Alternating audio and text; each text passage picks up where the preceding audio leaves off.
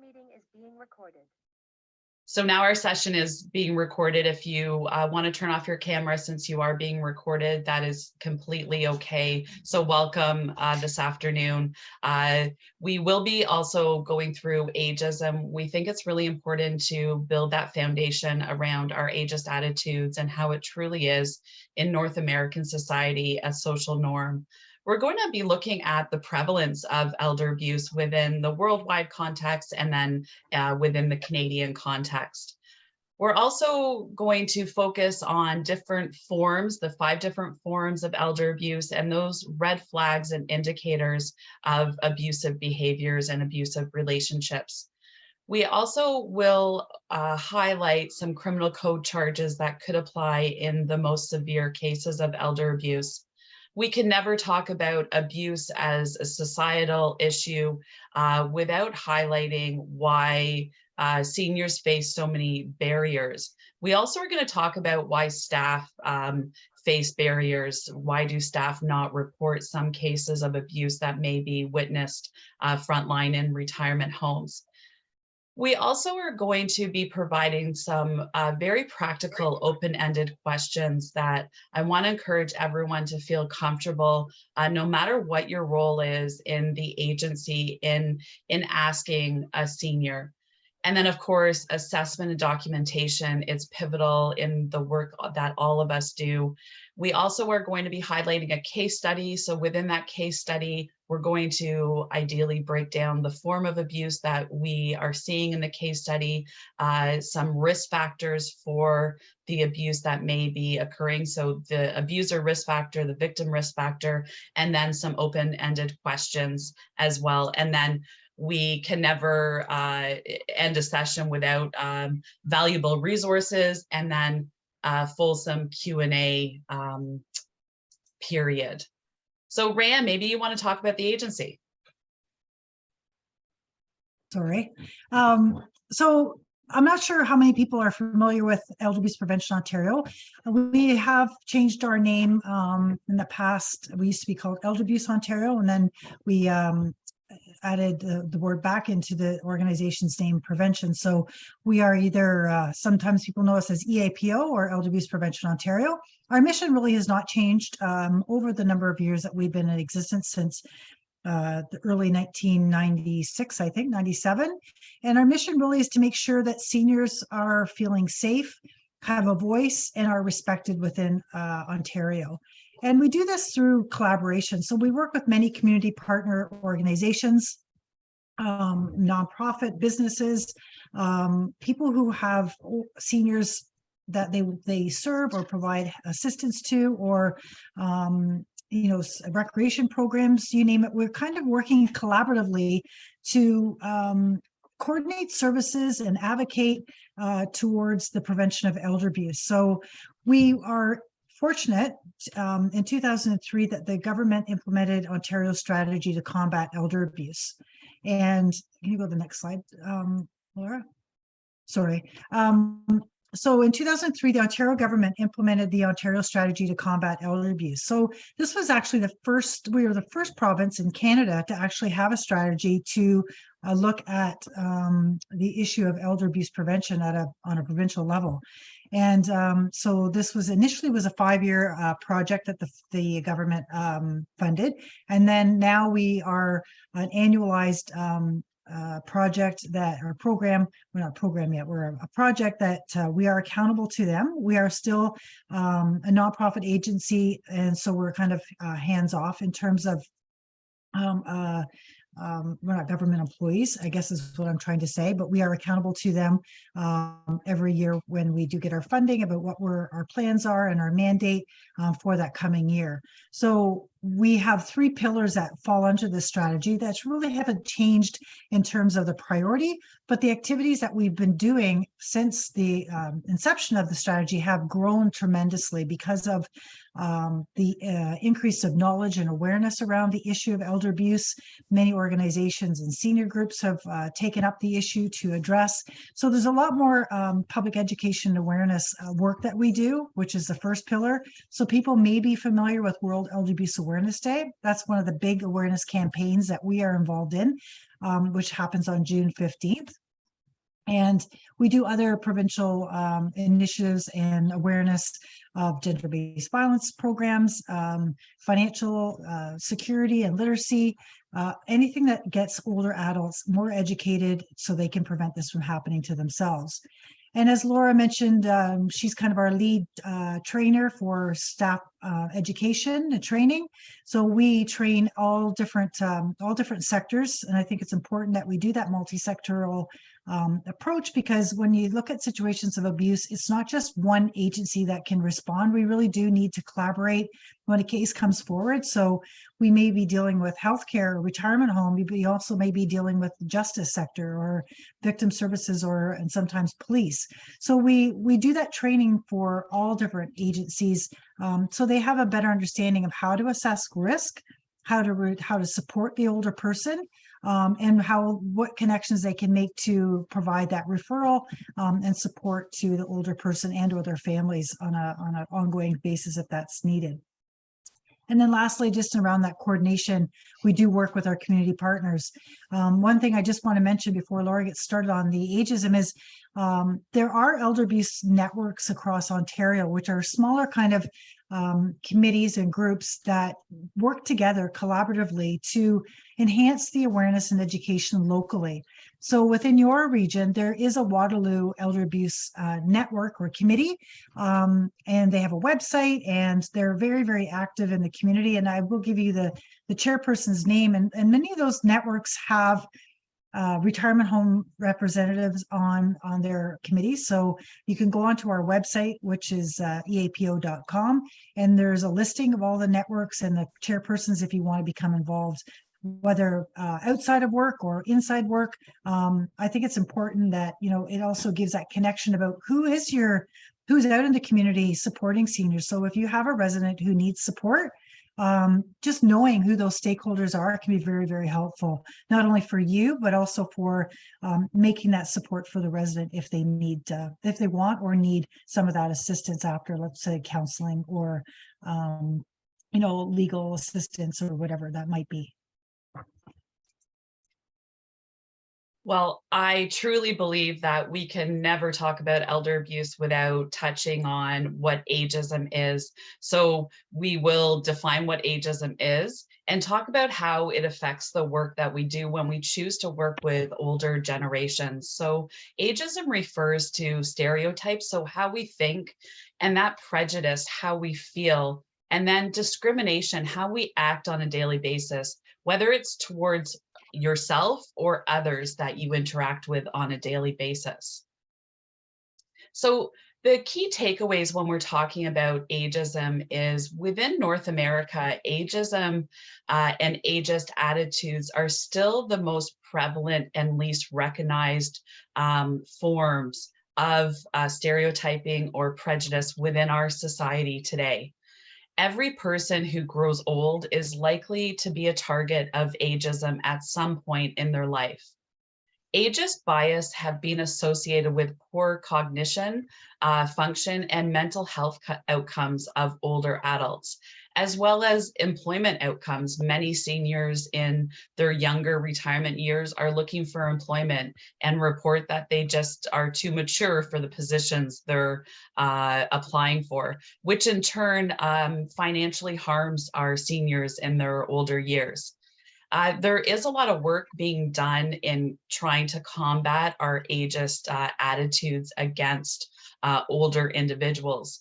I always encourage frontline service providers to really double check your biases before engaging with your senior clientele. It can just take mere moments in our days, and it could be generalized positive biases we have against seniors without even knowing it. So thoughts of assuming every senior is an angel.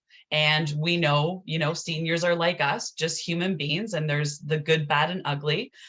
So we can't assume just because you're a senior, you're an angel. And also we can't assume just because you're an older individual that you may need help with everything within your activities of daily living. I see a lot of times in my past work I've done as a frontline worker in long-term care, where staff wanted to just do everything for the senior because we just assumed because of their age that they were completely incapable of little details in their life. These, I really want to encourage everyone in daily conversation. You'll notice that ageist statements creep up more often than you really think. So I want to challenge everyone here today to call somebody out if they're being ageist, because I like the idea of thinking of the fact that we're just discriminating against our future selves. You and I, our hope, well, my hope, I'll speak for myself. My hope is to grow old and ideally wise. I don't like the alternative option. So I find it interesting that we would discriminate against our future selves. So these are some great statements. These are my personal couple favorites. Wow, you still do that. Having a seniors moment. You might be too mature for this position. My ultimate favorite is you don't look your age, assuming you're supposed to look a certain way when you turn a certain age. And then assuming that all older individuals are forgetful. That is absolutely not the normal process of aging. Alzheimer's and cognitive impairment is a disease. I do want to highlight a very quick video that we did. I do need to stop the share because I didn't press that infamous button to share the sound on the computer. So bear with me. Here we go. This is a great video. I personally think it's a great video that we were lucky enough to receive funding through the Department of Justice Canada. And it's about a 30-second animated video that really our hope was to address those ageist attitudes that many of us have in the community towards older adults. And this video encourages people to think about their own future and how we would want to be treated with ideally dignity and respect for our life experiences. So let's give it a go, and hopefully this you can hear. How you treat older adults today makes a difference to your future. Someday it will be you. Your words and your actions have an impact every time. Every time. Be wise in your choices. Be thoughtful in your actions. Treat people today how in the future you will want to be treated. Imagine yourself as much older than you are now. Will you want to be treated like this? Think about it. Chances are the future you will want to be respected for your life experience. To have people who love you, to feel like you belong and have purpose, to feel like your life matters. And you are probably not alone. Yet in Canada, 63% of seniors say they have been treated unfairly or differently because of their age. Discrimination based on age is a violation of human rights. It's called ageism, and it's a big problem. We all deserve to be treated with dignity and respect, no matter what your age. Learn more about seniors' rights. Visit Elder Abuse Prevention Ontario. EAPO is partnering with provincial and national organizations to help address ageism and prevent abuse, because working together across the country is the way forward.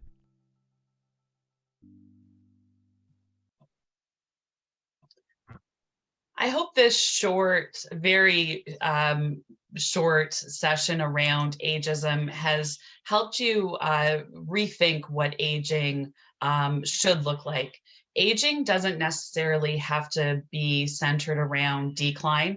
I like to think of aging as truly an opportunity for continued growth in our older years. So I'll leave that portion there, but I do encourage you to do your own research on ageism and viewpoints so you can better support and serve the seniors in your daily life.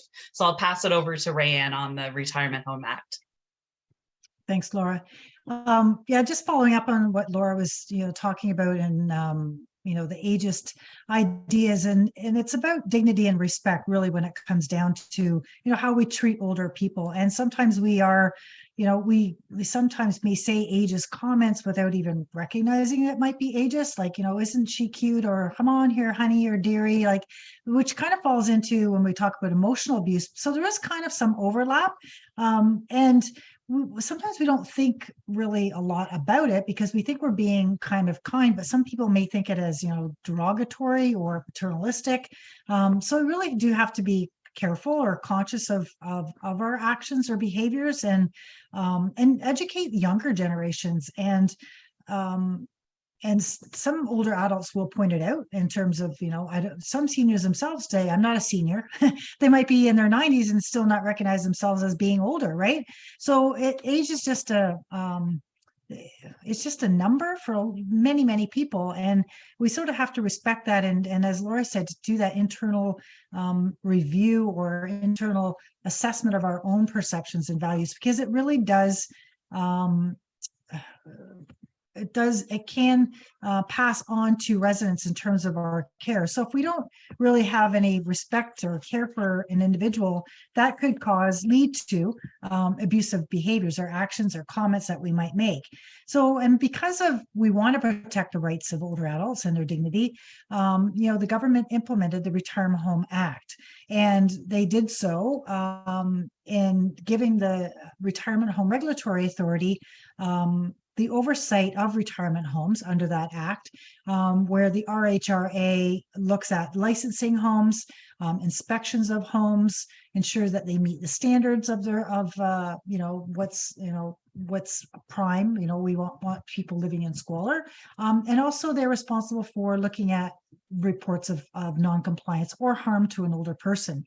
And really the whole gist of that, the Retirement Home Act and the work that RHRA does is really to support the home so we can prevent any residents from encountering any harm, and educating individuals around that, and having some oversight, because we've heard too many stories about unlicensed homes where we do find that seniors are harmed, and there is that lack of respect and dignity, and in some cases has led to traumatic health and sometimes death in some situations where the intentional harm to an older to residents. So having regulations is really important, and it's important to understand what that means. And I don't want everyone to go and start reading legislation and all. However, it is important to pull out some of the key areas that we're interested in terms of the Retirement Home Act, because criminal code offenses, in terms of criminal code book legislation, sometimes it can be hard to decipher in language because it is legalese.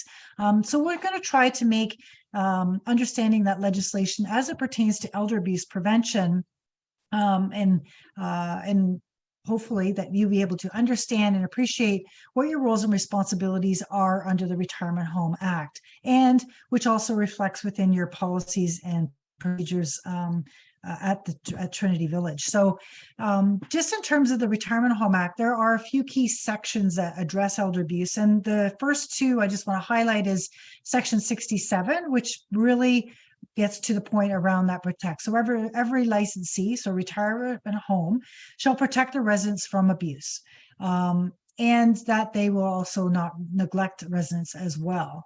And then when you get into more of that, we want to protect. So we're going to kind of take that apart later in the session, but we want to just bring it forward about the importance of the training that we're providing really does reflect the importance of understanding what this means, because it is legislation. And when it comes to staff's obligation to do mandatory reporting, it's important to understand where the legislation is at, so you know kind of under what circumstances that the legislation is saying that, and why we have policies and procedures within each home that reflects back to the Retirement Home Act.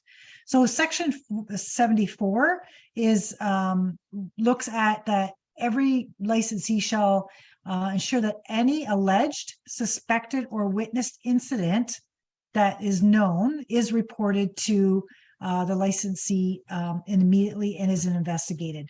So is there any abuse of a resident of the home or by anyone? So we're not just talking about staff. When we're talking about this protection, it's about protecting the person from if there's any abuse that's happening by staff or by a family member, any person that goes into that retirement home, that causes harm that should be reported. So, and it could be harm from any of those individuals. The only person who does not have to report are residents themselves. There's no obligation for residents to report. So when it says every shall ensure, that means that there's mandatory reporting. It's your duty and responsibility, no matter what role you have within the retirement home at Trinity Village, to report that. So if there's abuse by anyone, if there's a neglect by anyone in the home, or anything else specified within the regulations, as I say, we'll get into a little bit later. So just further going into breaking the grounds of what's reported. So it's important to pull out a couple of the words within legislation. So it says that if you suspect it, right, or you so if you have reasonable grounds to suspect that any of the following has occurred or may occur, you have to immediately report that to your supervisor. So that, depending on what your role and obligation is, which we'll get into after when we talk about reporting it within like your own policies, that you report that right away.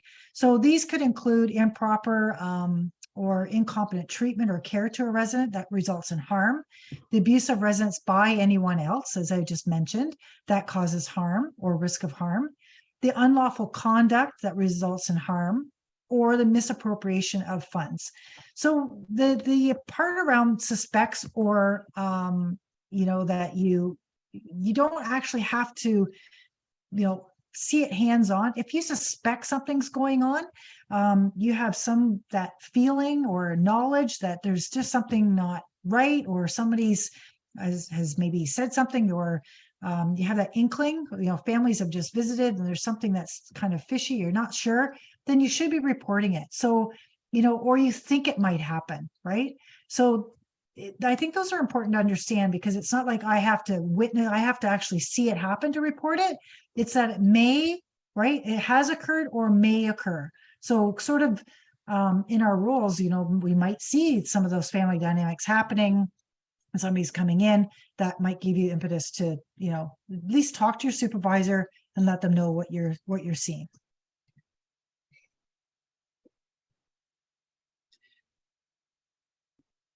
Well, the other thing is, before we break down the Bill of Rights, is and in the legislation, there's also Bill of Rights, and RHRA has this on their website, which you can download and provide to residents and their families if they want. Now, I know it's very difficult to see this, so we have broken it down a little bit further.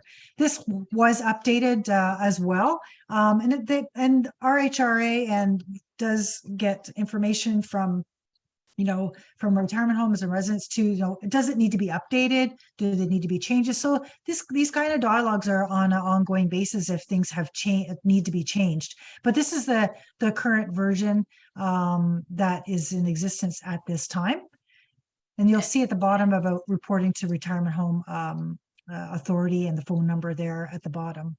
And I did just want to quickly interject. I do remember in long-term care, not retirement homes, but when I was growing up working in long-term care, there was a time pre-2010, which I worked in long-term care then, where there wasn't a Bill of Rights. And I remember when the legislation for both long-term care and retirement homes came into effect, and how important this piece of legislation is from a practical viewpoint for the residents. Hence, now that within any retirement home or long-term care, there's residents' councils, and those didn't exist in the 80s and 90s because it just wasn't a basic right for the residents.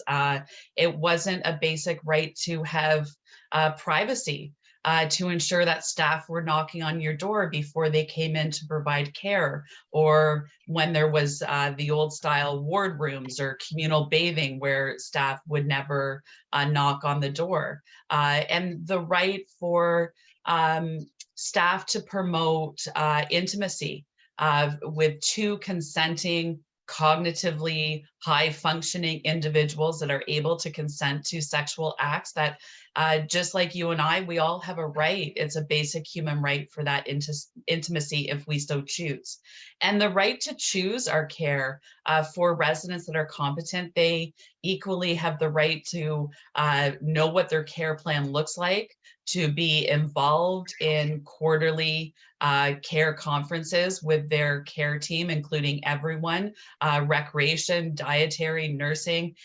These are all really important functions within retirement homes. Then, of course, the right, that basic right that you and I also have, is to be protected from abuse and neglect. Nobody is allowed to be neglected or abused in these environments. And then ultimately the right to be treated with dignity and respect, where a resident can choose what they want to do, how they want to be called. So taking the time as a staff member to know that Laura would rather be called Laura than Ms. Proctor. So ask that question. It's so important to build that foundation relationship with the people you're providing the care for. You and I would want to be treated the same way as we grow older as well. And why is your role so important? I think we tend to minimize the work we choose to do, especially when we're working frontline for seniors, is that you're perfectly positioned to see a resident that's vulnerable or at risk. You're in a perfect position to see if a resident's at risk of serious harm, and know that it can quickly escalate. Situations are, there's always that ebb and flow to violent or abusive situations. And knowing the fact that our most vulnerable seniors in retirement homes are 3 times more likely to die if they are neglected or abused. So it doesn't just impact the person, the abusive explosion, it impacts their cognition and their physical health as well. And as I just said, seniors are vulnerable to those health complications. So you may see continual transfers to hospital if they're not cared for appropriately.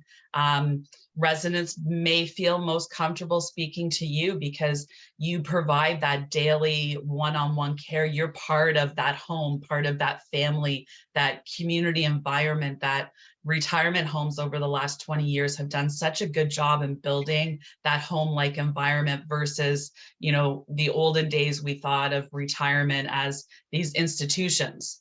So it's home for these residents, and they're going to feel comfortable maybe disclosing to you as a dietary aide or a PSW what's really going on in their personal life. So past family relationships, they definitely will feel comfortable disclosing that to you versus maybe a doctor in a formal clinic may be intimidating to a senior. And you can observe those family relationships. You know, I have yet to meet a perfect family. I don't think they exist. So you are in that really unique position where you see families coming in and out and engaging with the senior. You may see all of a sudden a family member that has all of a sudden popped up in the senior's life. That may be an indicator something's going on. So being mindful every day how absolutely important your role is in safeguarding our most vulnerable in society.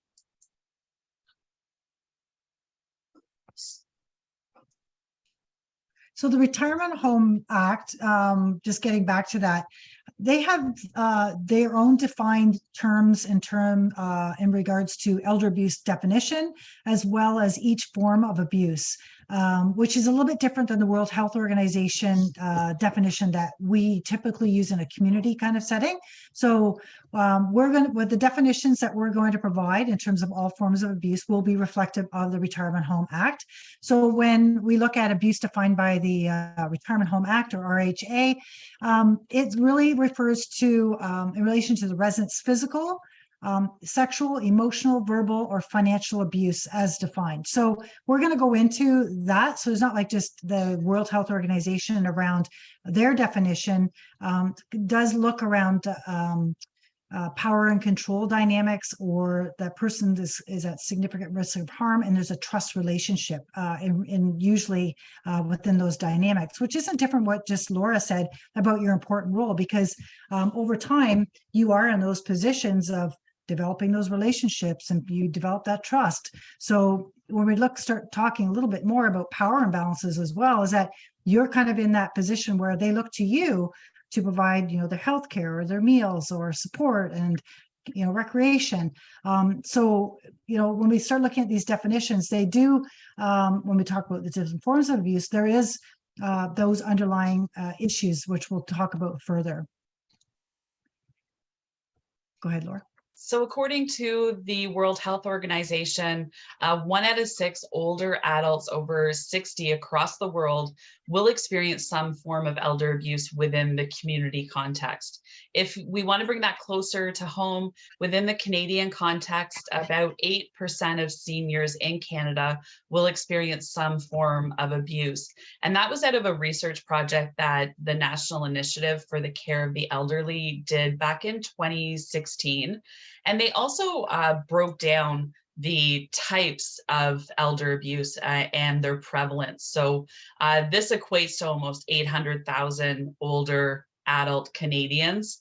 And year in and year out, financial abuse and emotional abuse continue to be the top 2 most prevalent forms of abuse. So financial abuse sitting at about 25% of cases, and then emotional abuse at 26% of all cases.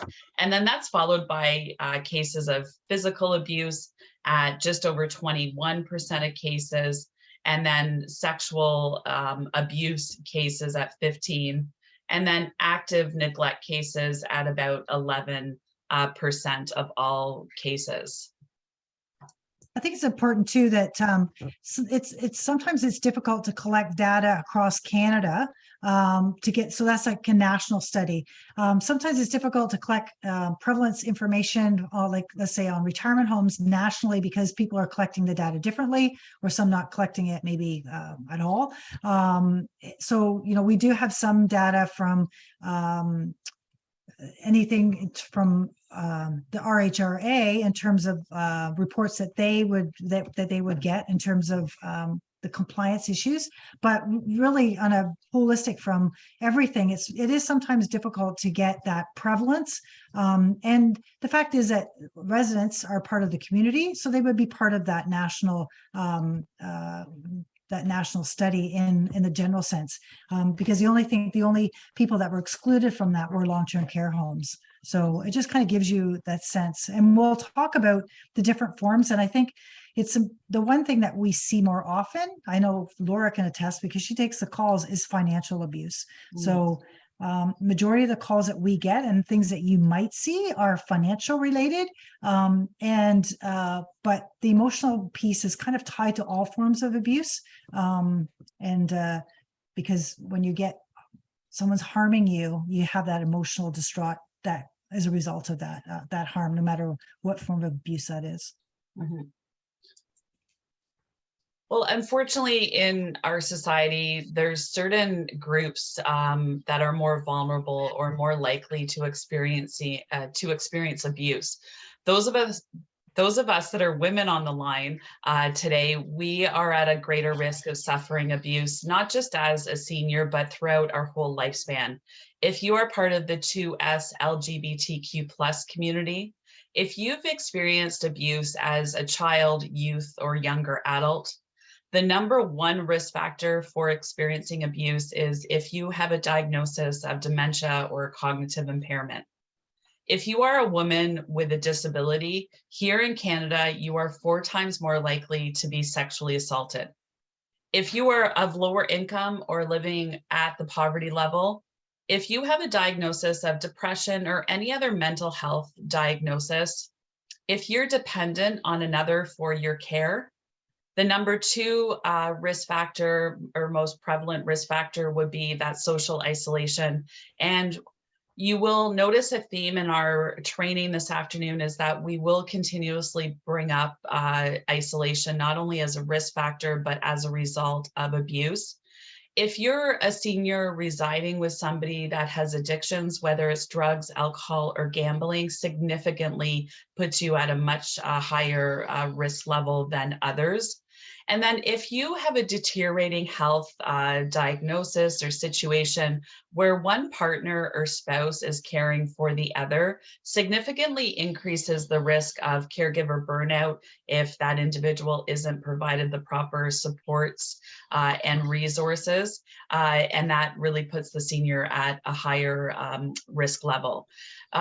We know through research that as men age, they do experience abuse more often than younger men.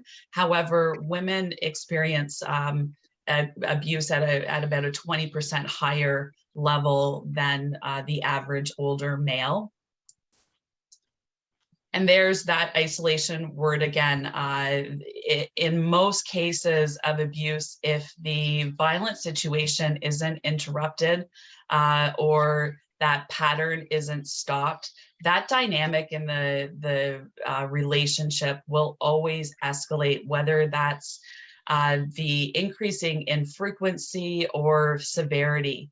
As the abuse increases, so does the isolation. I always get the visual of the teeter-totter in my mind when I explain it.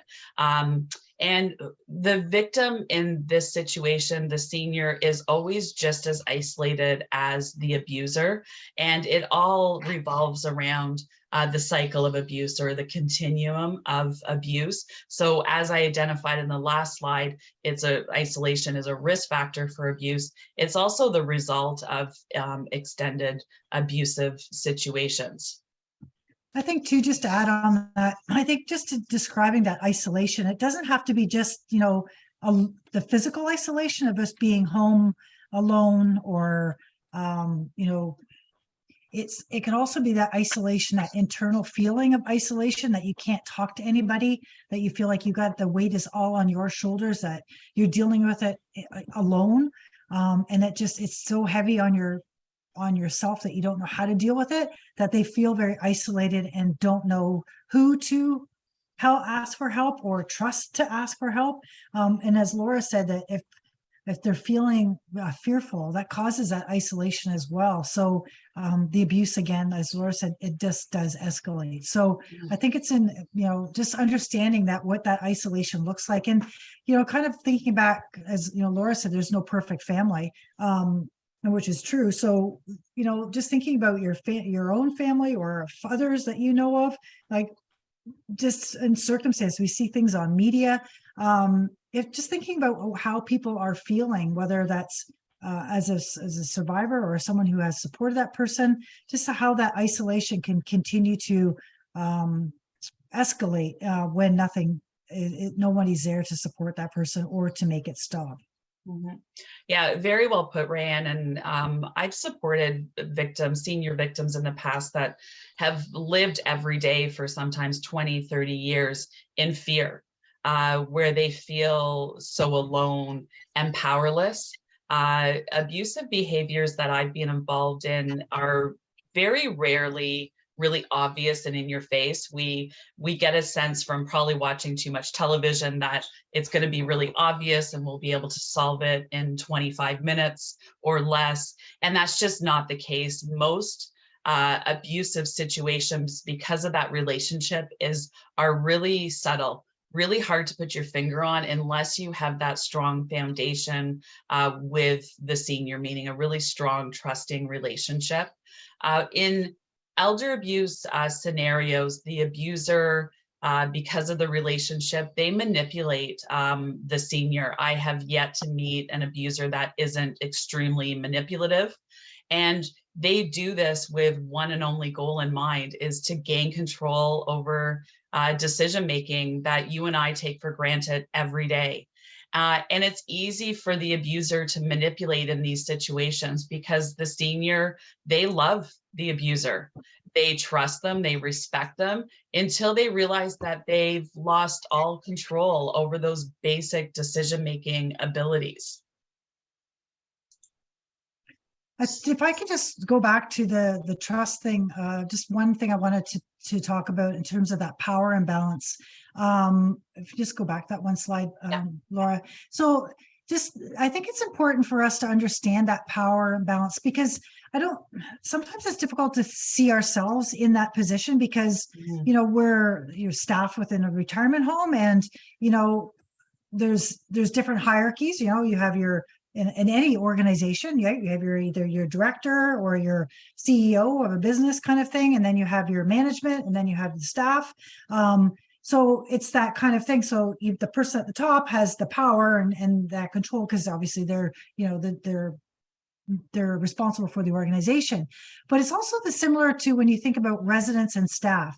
So sometimes the residents perceive that there's an imbalance, because if staff don't provide me a meal, or they don't provide me a service, then if I say something to make them mad, then they're not going to give it to me. They have that mindset. Not that that's going to happen, but they feel that way, that sometimes they can feel that if I say something, then I'm not going to get, right? I think there's not in every resident, but there's a lot of that feeling that, even though I'm paying, rent to stay at the home, they still feel that they may not have control of their circumstances. And rightly so. If, someone who's cooking decides not to cook a meal or skip somebody, then that person's going to go hungry. They may ask for it, and sometimes they might not, because there's that sort of fear or unequal power imbalance. So I think it's important to sort of understand where we're at, even though you might not come across as, feeling like you're in that position. The fact is that sometimes the staff will see you in that relationship role. And I'm bringing this up only because it's the responsibility. We don't want people in positions of authority, such as, whether you're a nurse, PSW, you are in that position of authority, to overstep and, misuse that power. Because we have seen some people in past say, well, if you don't sit down, or you don't get to your dining room table, you're not going to get your dinner. Right? That's a power dynamic. We're saying, like, I'm the boss. If you don't do it, you're not going to get, right? The other thing that we see now, in terms of sort of that power imbalance happening, is, that giving and receiving of gifts. So, it makes it awkward for you as staff, when people feel that, it's Christmas time, it's holidays, whatever, that they feel they want to give back. But it creates that imbalance, because someone might say, well, I gave you that gift card for Tim Hortons, so can't you give me a little bit extra, desserts or food or whatever that they want, or extra care? Because they might feel like there's a give and take kind of thing. It's important not to overstep that bound. And there are, in your policies, there are explanations around giving and receiving gifts, and anything of significant value. If you're pocketing it, or if you're saying something to the resident like, oh, it's having some hardships, and they feel bad, and they here, take this $100, then that shifts, right? So I think it's important to, just be aware of that, because we know that the holiday season is coming. I think one of the trainings we've done in the past, it was a holiday season as well.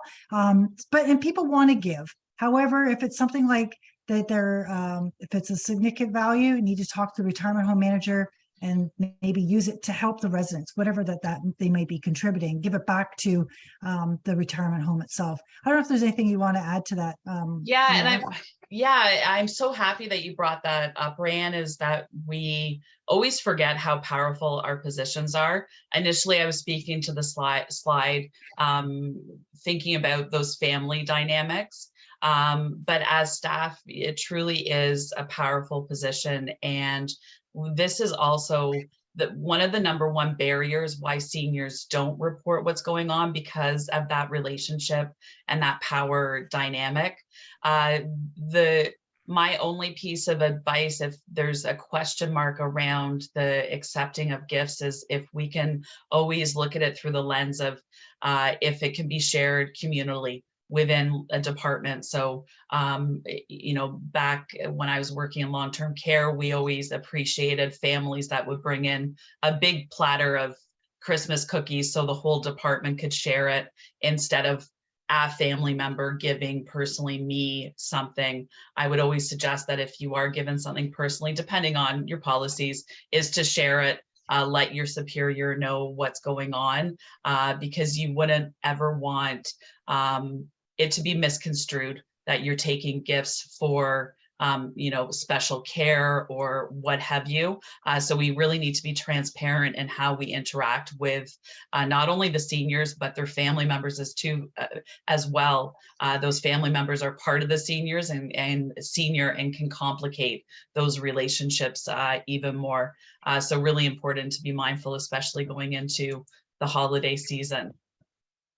So who are these abusers? Well, they can really be anyone within the seniors realm of supports.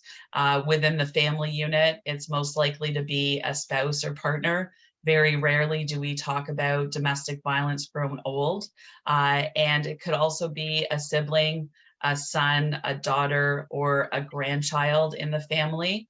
It could always be that friend or neighbor that just wants to help out, run and do some errands for the senior, and doesn't, bring back the bank card, or doesn't bring back the right amount of money that should be being returned. And then we've all heard of high profile cases involving frontline service providers, professionals within the community. So a formal agency providing paid supports and services. The abuser in a typical case of elder abuse are always that person in the power of trust that has that opportunity to know the vulnerabilities of the senior, and they will usually play on those vulnerabilities to typically discredit the senior. So don't listen to mom, she's confused, those kind of statements to discredit the older adult. So it can really be anyone in the senior's life that has the opportunity to take or control the senior's daily living situation. So this is much the same as the victim profile that we went through. Is some individuals in society are much more likely to show abusive behaviors. They typically don't want the senior having one-on-one conversations with another individual. So if you notice that in your interactions with families coming in, you notice a son or daughter very controlling over you speaking to mom or their dad, that would be definitely a red flag in my eyes. So typically an abuser has some sort of substance gambling or drug abuse issue or addiction. They most likely have poor physical and mental health. Many cases I've been involved in, their physical or mental health is a lot poorer than the senior they're trying to take care of. They too, just like the senior victim, have most likely experienced abuse as a child or in their younger adult years. They always have ageist attitudes or mentalities. What I mean by that is I've worked with many abusers that will justify them stealing all of mom's life and or savings by saying, I would have just gotten it in the will anyway. That is ageism at its finest. It's also minimizing their criminal activities, and it's usually in part of them being very greedy. Most often the abusers are lacking that overall understanding of the aging process or the disease process. So if they're caring for mom that has dementia, they may lash out when mom's showing responsive behaviors. And because they just don't understand what's happening with mom, so they get angry and frustrated. They too may be at a lower income level. And many times caregivers in that family unit have become caregivers out of obligation within the family role, or sometimes from gender roles. If there's 4 brothers and sisters, there's three brothers and one sister. Most times it will be the female that becomes the caregiver. And most often, and we saw this highlighted during the first wave of the pandemic with the high loss of jobs, lots of adult children and grandchildren moving back in with mom and dad. And we're 3 years on and they're still living in the home with their senior loved ones, and they're dependent for all the basics: money, food, housing, and transportation. And they have absolutely no plans on moving out in the near future. Is there anything you wanted to add to that, Rayanne? No, I don't think so. I just wanted to see if, before we get into the next slide, to see if there was any questions just on the information that we've just provided so far. I know it's a lot to take in in a short period of time. So if there's anybody, if you want to turn your camera on, or if anybody's in the room with Jessica, if you have any questions on anything that we've talked about so far, we've been more than willing to, engage in conversation or help explain things further. Nope. And feel free. There's a test at the end. I'm just kidding. And feel comfortable in engaging in the chat box. If we say something that maybe sparks a question, we will definitely answer it. We'll keep an eye on the chat box, but there's no silly question. You can ask anything, and we're happy to have an open conversation about literally anything. Okay, we'll jump into the forms of abuse. Rayanne, do you want me to take this away? Yep, sure. Okay, so while we're breaking down the forms of abuse, I want everyone to be mindful of the fact that multiple forms of abuse typically occur in one abusive situation. I have yet to see an abusive situation where it's just one and only form of abuse. So keep that in the back of your mind as we're going through the definitions and the red flags or warning signs around these abusive behaviors. So of course, we'll start with financial abuse because, as you now know, it is the most prevalent form of elder abuse. Rayanne alluded to it with the case consultations that we do for Elder Abuse Prevention Ontario. I would estimate 80 to 85% of the calls that we take are financial in nature, but always with another thread of abusive behavior coexisting, most likely emotional and verbal. So as defined by the RHA, it's any misappropriation or misuse of a resident's money and or property. So some examples would be using the older adult's money or assets without them approving it or without their knowledge of it, and always revolving around the loss to the senior and then the gain to the abuser. In financial abusive situations, there's typically a threat of undue influence, where the person of trust manipulates and takes advantage of the vulnerable senior to gain control of money and property. And that can be done many different ways. It can be done through that misuse of power of attorney is the #1 form of financial abuse. It can be done through a quick marriage, which we refer to as a predatory marriage, or through inheritance. Some of the indicators that a senior may be disclosing to you that they're worried, they seem to have no money in their resident account anymore. They always had money, they could go on outings and have fun and go to the restaurant through your recreation programs. And now all of a sudden they have a new power of attorney and they have no money for the basics. Every time you tell the family member the resident needs a new pair of slippers or a robe or what have you, there's always a reason why that hasn't happened. The senior might need a new walker or wheelchair, which isn't covered through any of our government programs. And you know that there should be money for an assisted device, and that never happens.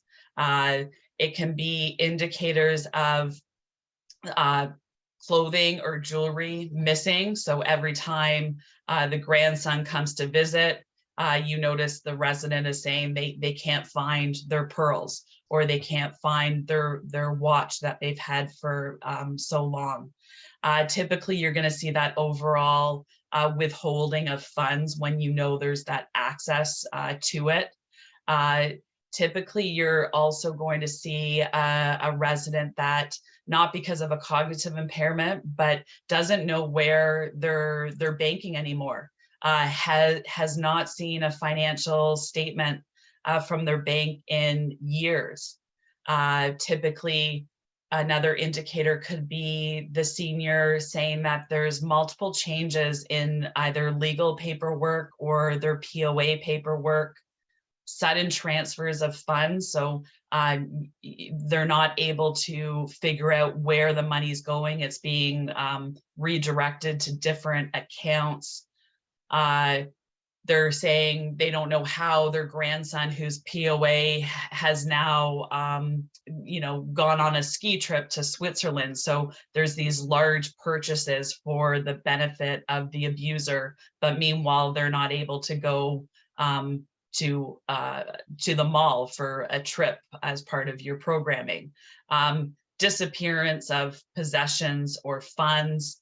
I've seen abusers apply for multiple credit cards.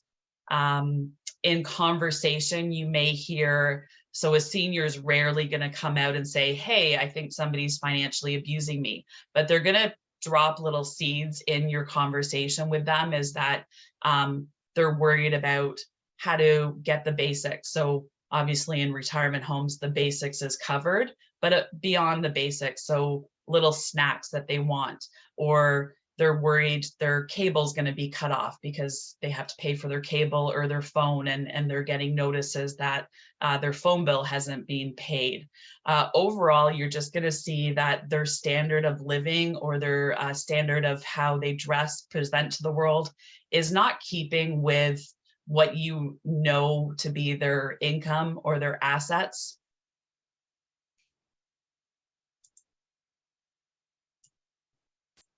So the next form of abuse I will define, and typically emotional abuse is coexisting with the financial abuse that we had just described here, is, so RHRA defines emotional abuse as any threatening, insulting, intimidating, or humiliating gestures, actions, behaviors, or remarks.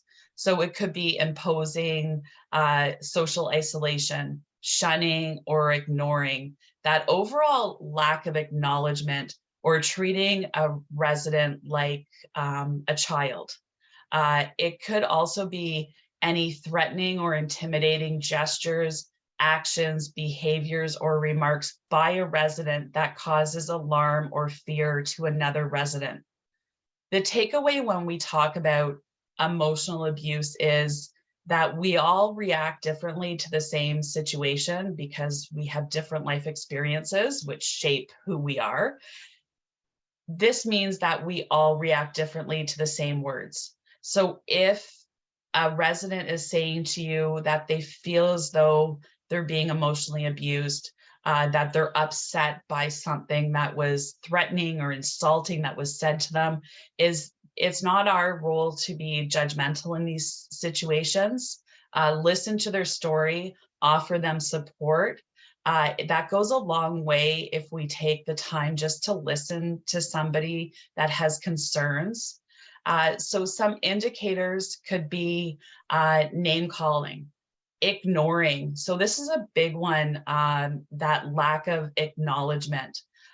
In my past lives, I've witnessed staff feeding residents and completely ignoring the residents at the table that they're feeding because the workers are too busy talking about their amazing weekend plans.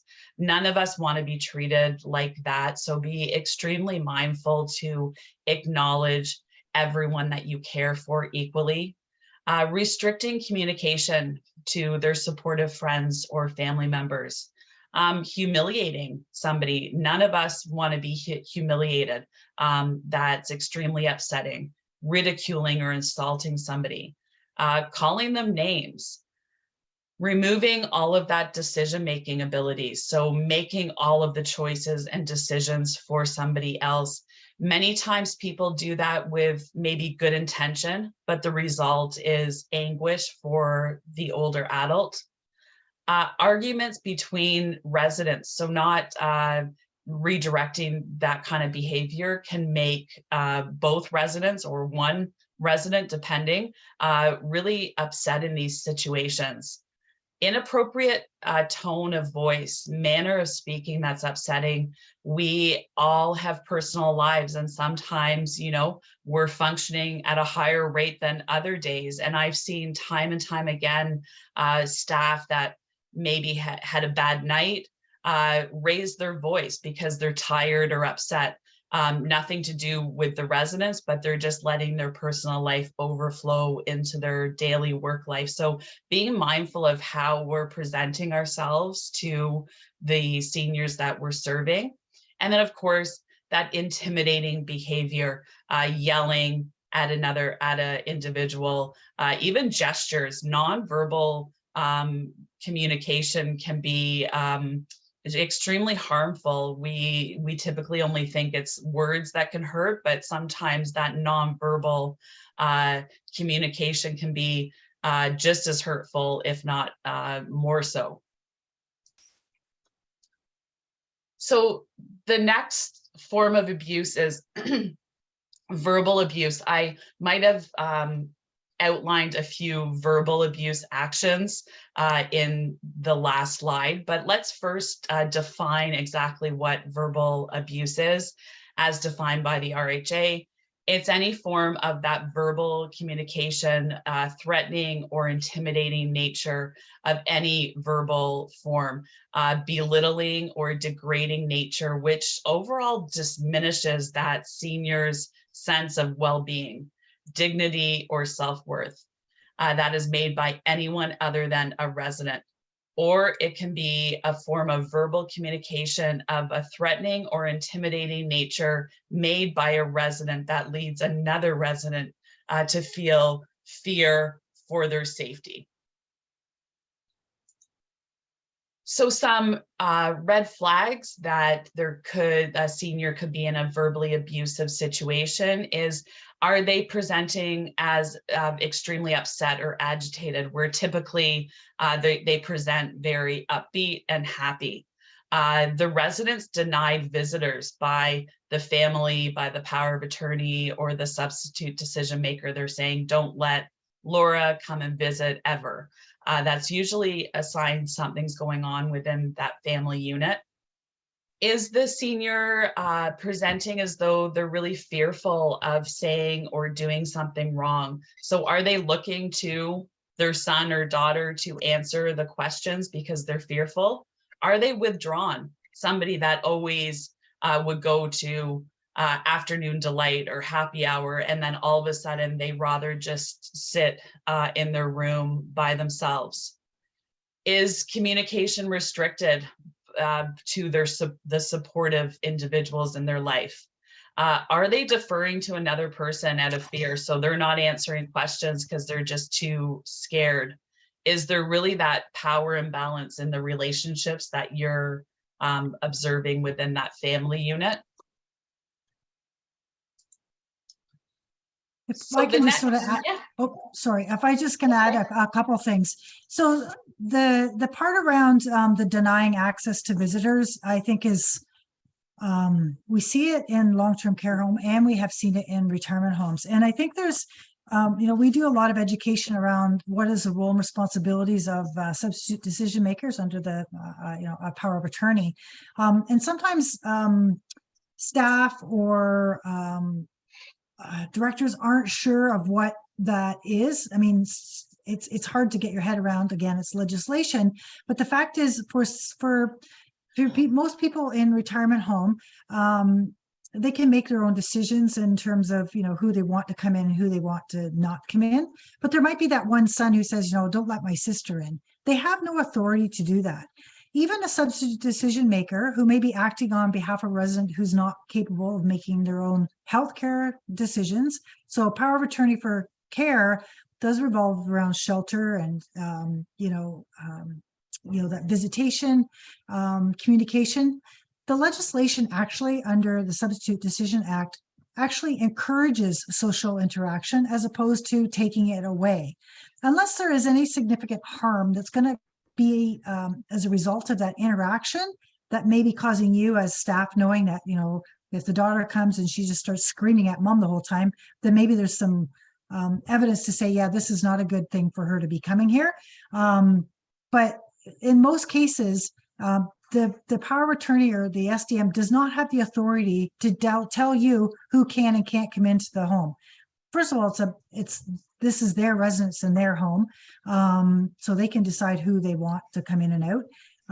And again, that legislation says that they can't do that. So, but a lot of times they're fearful because the son who's like 6 foot tall and he's like who's yelling and screaming or whatever, and you kind of do what he says. Sometimes they can be intimidating, and so we kind of follow directions, right? So just keeping that in mind. The other thing I just want to bring up in terms of verbal abuse with when Laura talked about resident to resident kind of issues, because we do see resident to resident issues as well. This is not, as I mentioned at the beginning, is not just staff only. There are some information and toolkits out there around senior bullying, and that is no different than other ages, but we do see it. Just because, you don't have to be just because you're not bullying doesn't stop, right? So you might see this because people are living in a communal setting, could be playing cards, could be the dining room. You can't sit here. Oh, the chair's saved. Exclusion. These are all forms of emotional distress. People get withdrawn, they get bullying, feel very bullied, not part of the group anymore. So I'm going to put in the chat box a tool that we were involved with called the Senior Bullying Toolkit. And if people are interested, to just give you some ideas around how to mitigate that and get involved in your communities. And we were involved in that, and it's going to be so actually test site. Getting air in the system. Well, I'm not sure who that is. Okay, I just muted them. Okay, I was just going to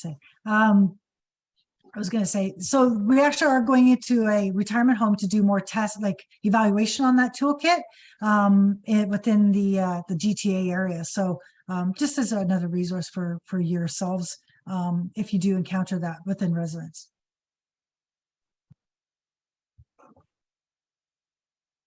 Okay, so the next type of abuse we're going to define is physical abuse. It's any use of physical force but done by anyone other than a resident that causes physical injury and or pain. It could be administering or withholding drugs for inappropriate purpose, or the use of physical force by a resident that causes physical injury to another resident. So that's that resident to resident combative, aggressive behavior that I'm sure all of us have witnessed at some time or another, that we need to skillfully redirect and minimize the risk of harm. So some indicators within the physical abuse category, they're pretty clear. You would want to be looking for any type of bruising or fractures. In cases where a senior's being transferred into your home from the community, I would be mindful of historical fractures that have never sought treatment. A senior that has gone to many different physicians or hospitals is typically an indicator. Burn marks, so it could be burn marks from medical devices, cigarette burns, including the hot water burn mark. So if you are using a mechanical lift with a 2-person transfer resident and you're not double checking the temperature of the bathing water, will obviously result in physical harm, which will be burning on the upper thighs and buttocks area. Also, the hoarse voice, if the person typically doesn't have a hoarse voice, of course, if you are observing a resident leaning forward to breathe, that is a clear sign there is a respiratory emergency. So that could be signs of strangulation, indicators of bed sores or pressure sores, that misuse of medication, so unfulfilled medication, the administration of expired prescriptions and medications, over administering medication to be used as a restraint, as a sedative, or the stealing of opioid medication, different signs of an individual being confined. There has been some cases of confinement within care facilities, restrained. So you don't need to physically restrain a resident, but they could be confined. A reminder, of course, that all restraints need a doctor's order. So restraining any resident physically, it would be constitute a physical assault under our criminal code. So the next form of abuse we are going to define is sexual abuse.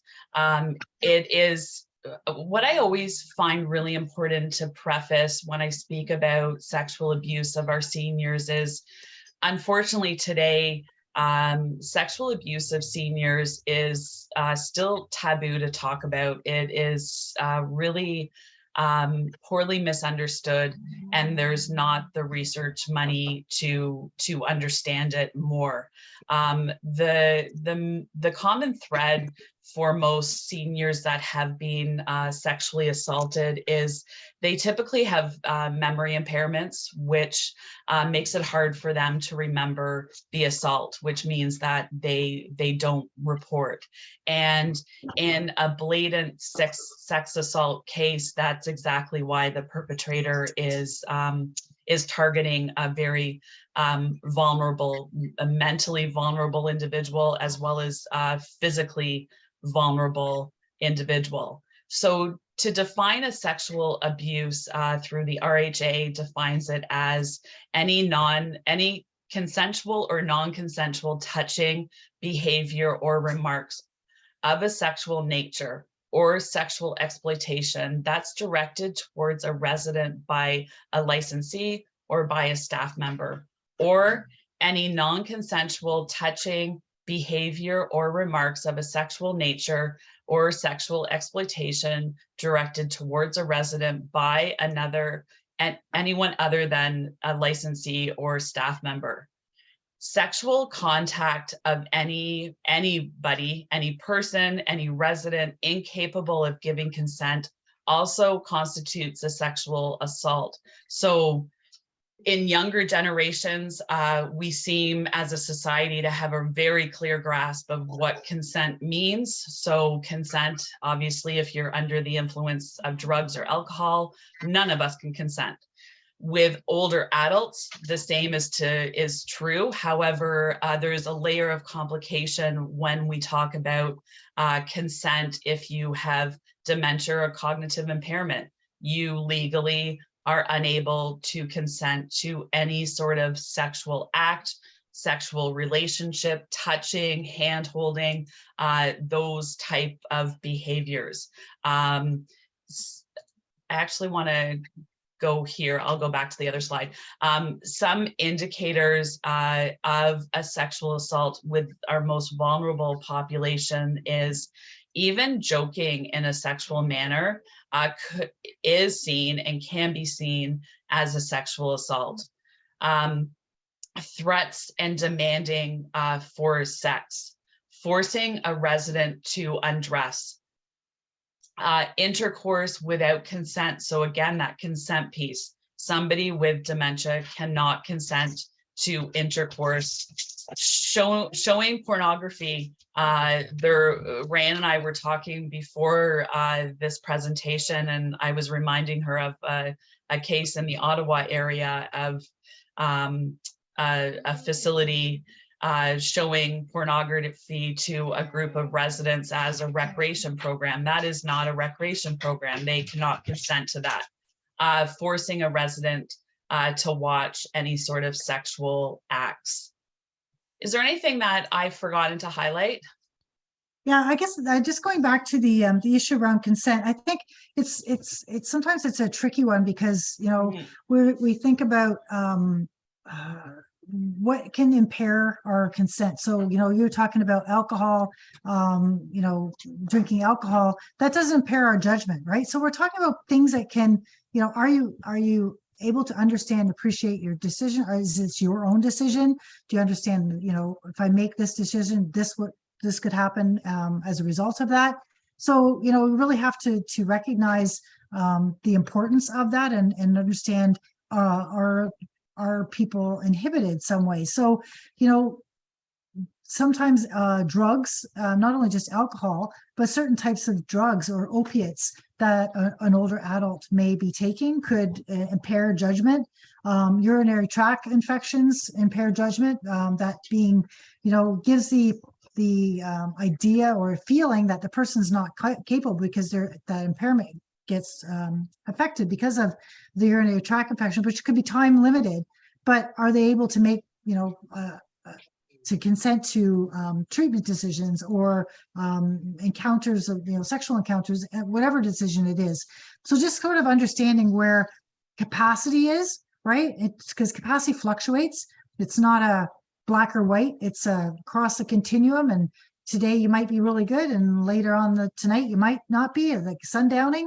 So really understanding where if a person's able to consent. And I think the other issue to talk about when we're looking at all forms of abuse, but particular, like sometimes the sexual abuse too, is that we're going back to ageism. When we think about isn't that the person's older, like older people, like you talk to my children, or you talk to anybody, older people, they're not sexual beings, right? They don't have sex as they get older. So where's that mindset? Are we ageist because at a certain age that doesn't happen? Or when it does, we kind of think, seniors are dating, they're on these apps and stuff. Lo and behold, I was just on a session last week talking about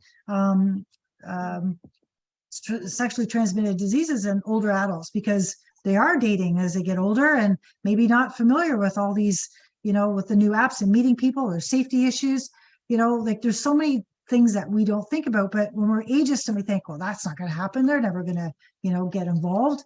Or we think, oh, isn't that, nice that they got together? We don't think about safety. We don't think about that they could be harmed, because the media and all our focus seems to be on younger generations when we think about gender-based violence. And we're trying to change that. But there's those ideas around that we need to shift that dynamic of understanding that anyone can be a victim of all these forms of abuse, including sexual abuse as well. So the other piece around sexual violence is sometimes we don't know the history of people coming into retirement home or long-term care home or in community, and why they have do they have prior offenses? And sometimes that's not brought to someone's attention until an incident happens, and then the police get involved and say, oh, this person's had a history of X, Y, and Z. So it's sort of important to sort of sometimes ask some questions if the person's had any history, if you suspect there's something going on, because there may be some prior trauma that's happened to an individual with all different forms of abuse, including sexual abuse, that might be carrying over in sometimes their behavior. So if you're doing bathing, maybe that person's very, intense. They don't want you sort of maybe touching them in a certain area. Maybe there's something happened in their prior to coming into the home that you might not know about.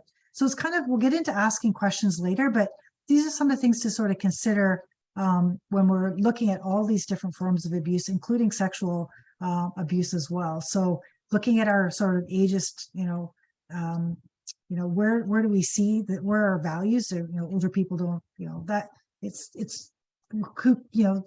okay. It's okay for anyone to have sexual relations, but are they able to consent? And is there anything impairing that, and looking after their safety and in the retirement home, and making sure that that's, it's our number one priority. Safety is always number one. So this is our case study. Ryan and I's hope is that we can try to make this as engaging using Zoom as our platform right now. So what I'm going to do is I'm going to read this case study to everybody.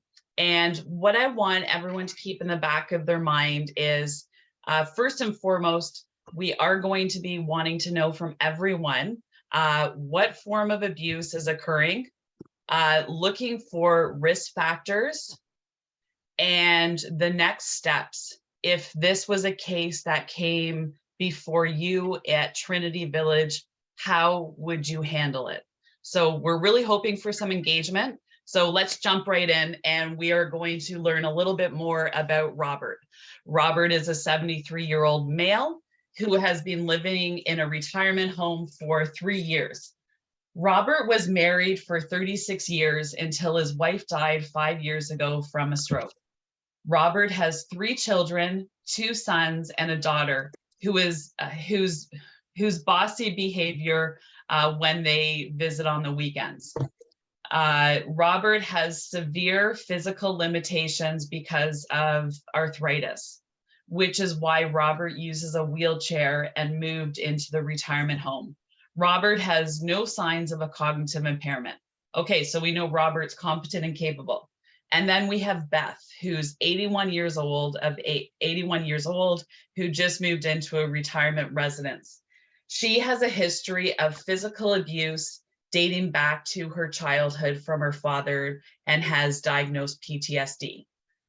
Beth has aphasia, which affects her ability to verbally communicate what she wants or needs. Robert regularly visits in front of Beth's room, lounging around. During the summer, when it's hot outside, he sits in his underwear in direct view of Beth's bed. Beth reported in writing that Robert's behavior, about Robert's behavior to the staff person, but they didn't listen to her concerns.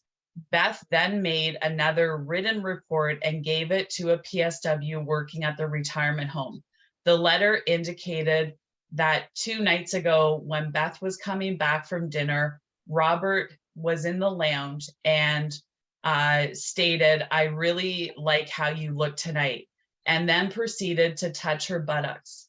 When she indicated she felt scared, but could not verbally speak out to protest due to her aphasia, she tried to stop him by physically putting her hands up to tell him to go away.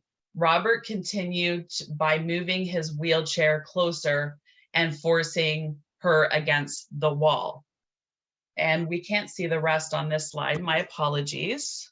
That's the end of it. Oh, is that the end of it? Sorry, I thought it was cut off on the screen. I thought we went deeper into what happened after she was forced against the wall.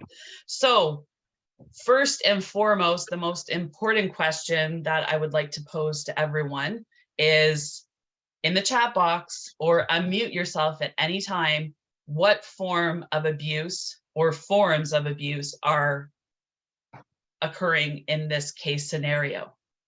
So I'm expecting the chat box to start exploding right now. So sexual, emotional. Oh, here we go. Okay. One new message. Okay, so everyone's bang on with sexual. So let me just say one more statement. At the very end, he, thank you, Marissa. I will issue your certificate first. So Marissa, bang on. She not only said sexual and emotional, but she added physical. So Robert had physically pinned Beth against the wall, which then constitutes physical abuse. No knowledge on the part of Beth from this. Yeah. So the next question is, what are the risk factors? When I provided the outline of Robert, so let's start with Beth, what her risk factors is as the victim in this scenario. Remember when we went through the initial slide at the beginning where I talked about some individuals in society are at a higher risk of being abused? Oh, that's Rayan in the chat box. So risk factors, what about her family situation when she was a child? So it doesn't sound like Beth had the greatest childhood. Yes, so she can't communicate verbally. She has aphasia. She is a senior woman. She does have a diagnosis. Yes, history of PTSD. Thank you, Joanne and Marissa, for that. She has a history of suffering physical abuse at the hands of her father. And Jessica, that's amazing because us women are at a heightened risk level. So she's female, depression, absolutely. So she's in a new environment, which can absolutely trigger depression until you become more comfortable in that new environment. Thank you everyone for engaging in the chat box. Nothing makes me happier in my workday nowadays than engagement in the chat box.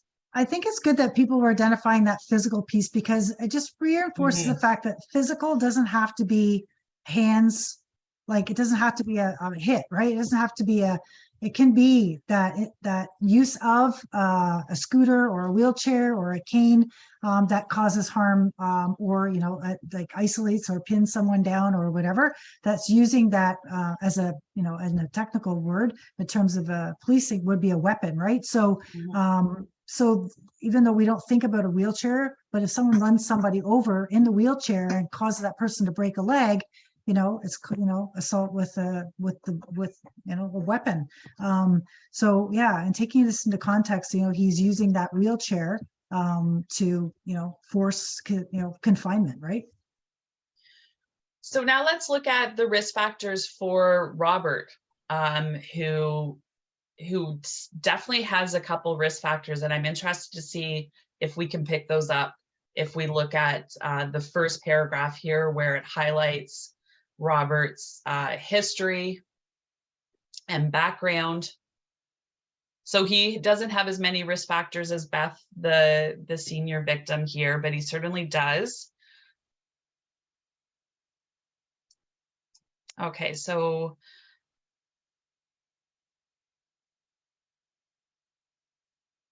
if we look at his children, so he has 3 children, 2 sons and a daughter, and Robert exhibits very bossy behavior.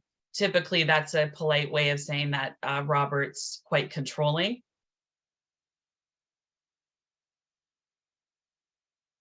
So I would put Robert as this is one of his risk factors, is this bossy, controlling behavior, which with those controlling behaviors can create that power imbalance.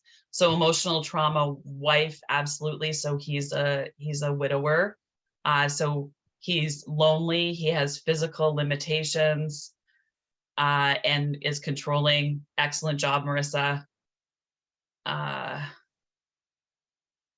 Physically unable to walk, yeah, because of his level of pain, using a wheelchair.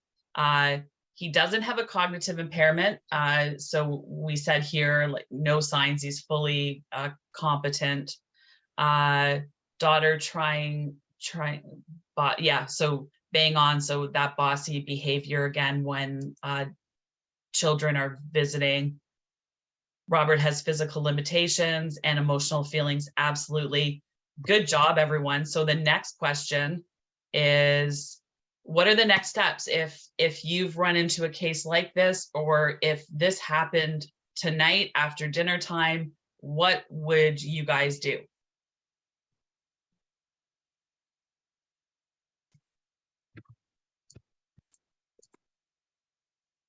Report it to the nurse. Absolutely. Immediately report to your supervisor, your superior, report to the manager. So I think in your policy, it clearly states that you need to report to your manager, your studio manager, I think is what the title is. And then, if not to put the managers on the spot, but so it's great. So us frontline staff have now reported it to our studio manager, is the nurse on duty. Thanks, Jessica. And then what happens?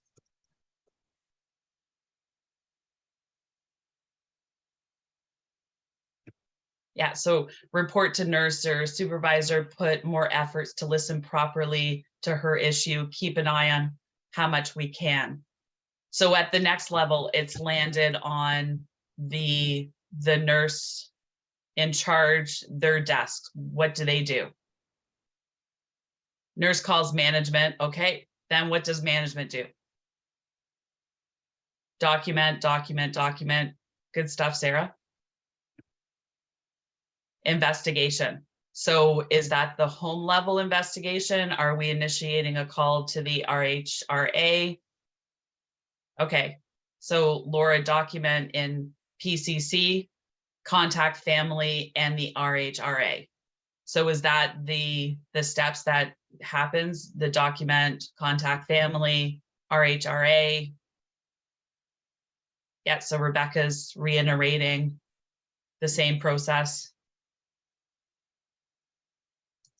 What would people's suggestion be about, that first initial contact when you read the paper?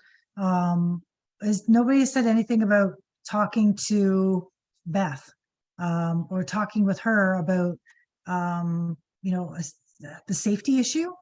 Be concerned about prior other events that might happen if the action isn't taken. Or what about the Robert?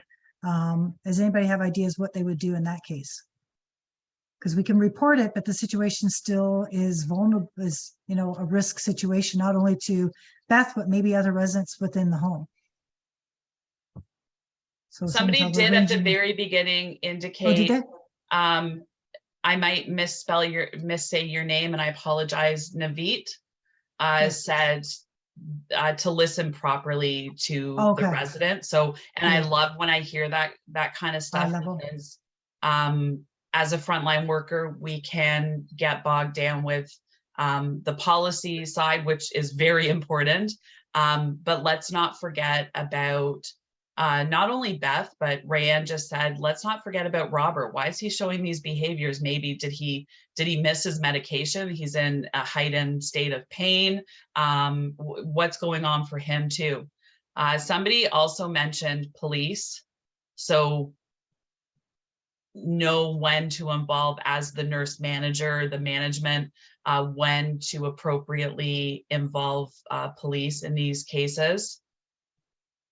Would people consider this a sexual assault that would be reportable? Yes. Yes.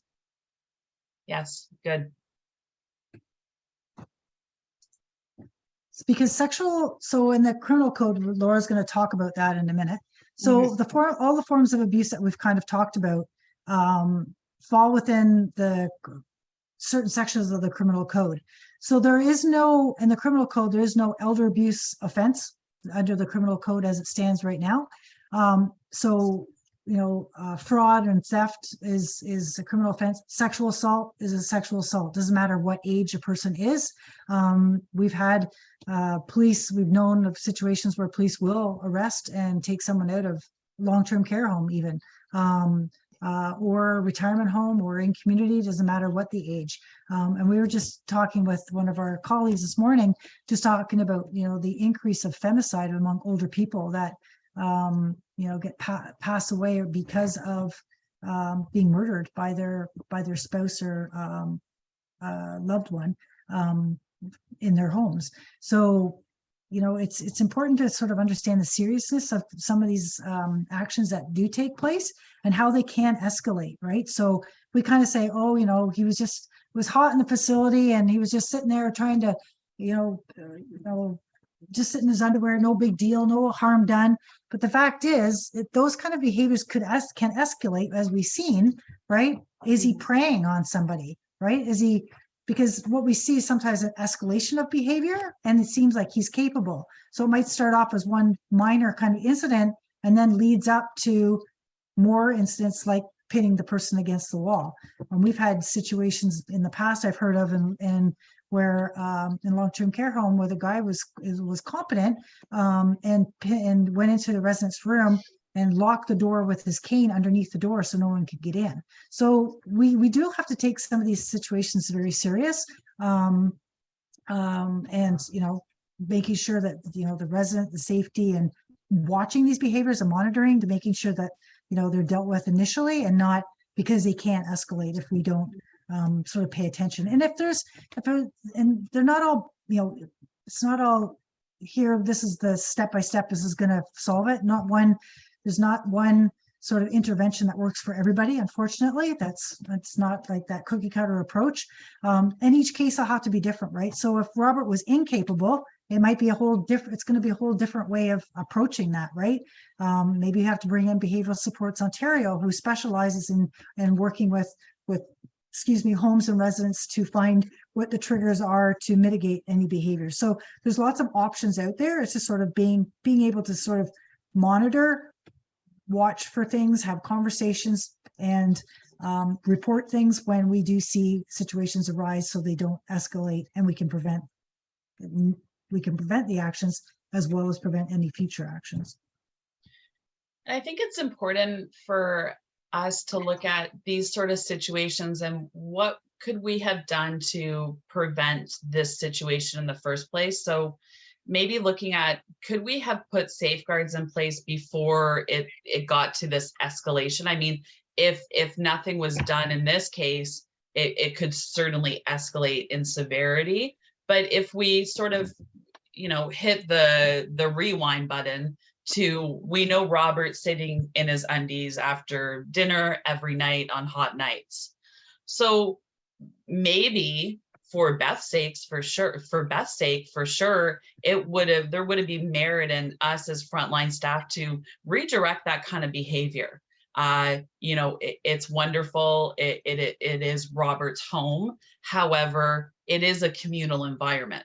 So would there have been steps, and please type whatever you want in the chat box that you could have taken to mitigate him sitting around in his underwear, because that action seemed to have then pivoted into the assault of Beth.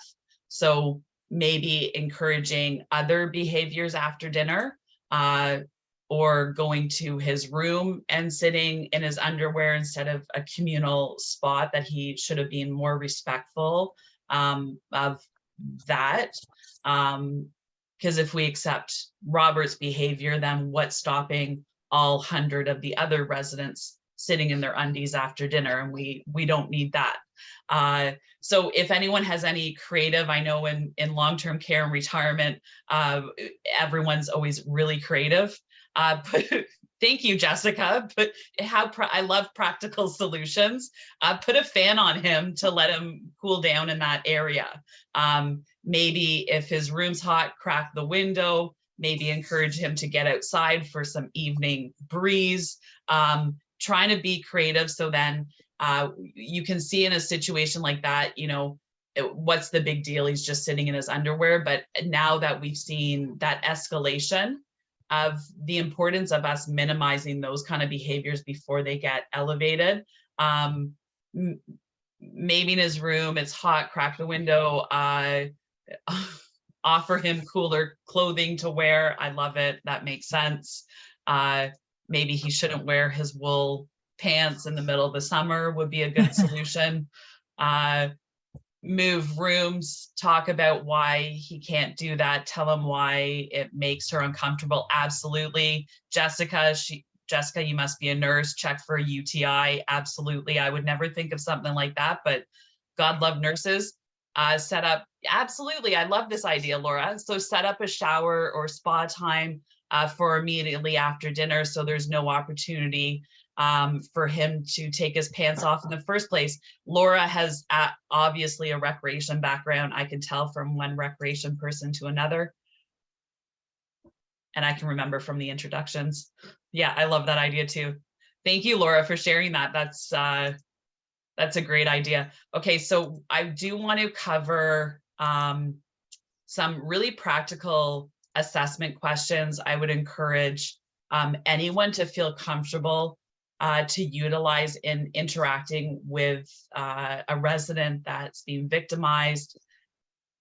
So a lot of these pertain specifically to sexual assault, but a lot of them are also vague enough that we can massage the wording that it would apply to any case of abuse. So is there anyone close to you that makes you feel uncomfortable? That's really setting the stage of what's going on. Safety is pivotal no matter where the senior's living. So does the senior feel safe?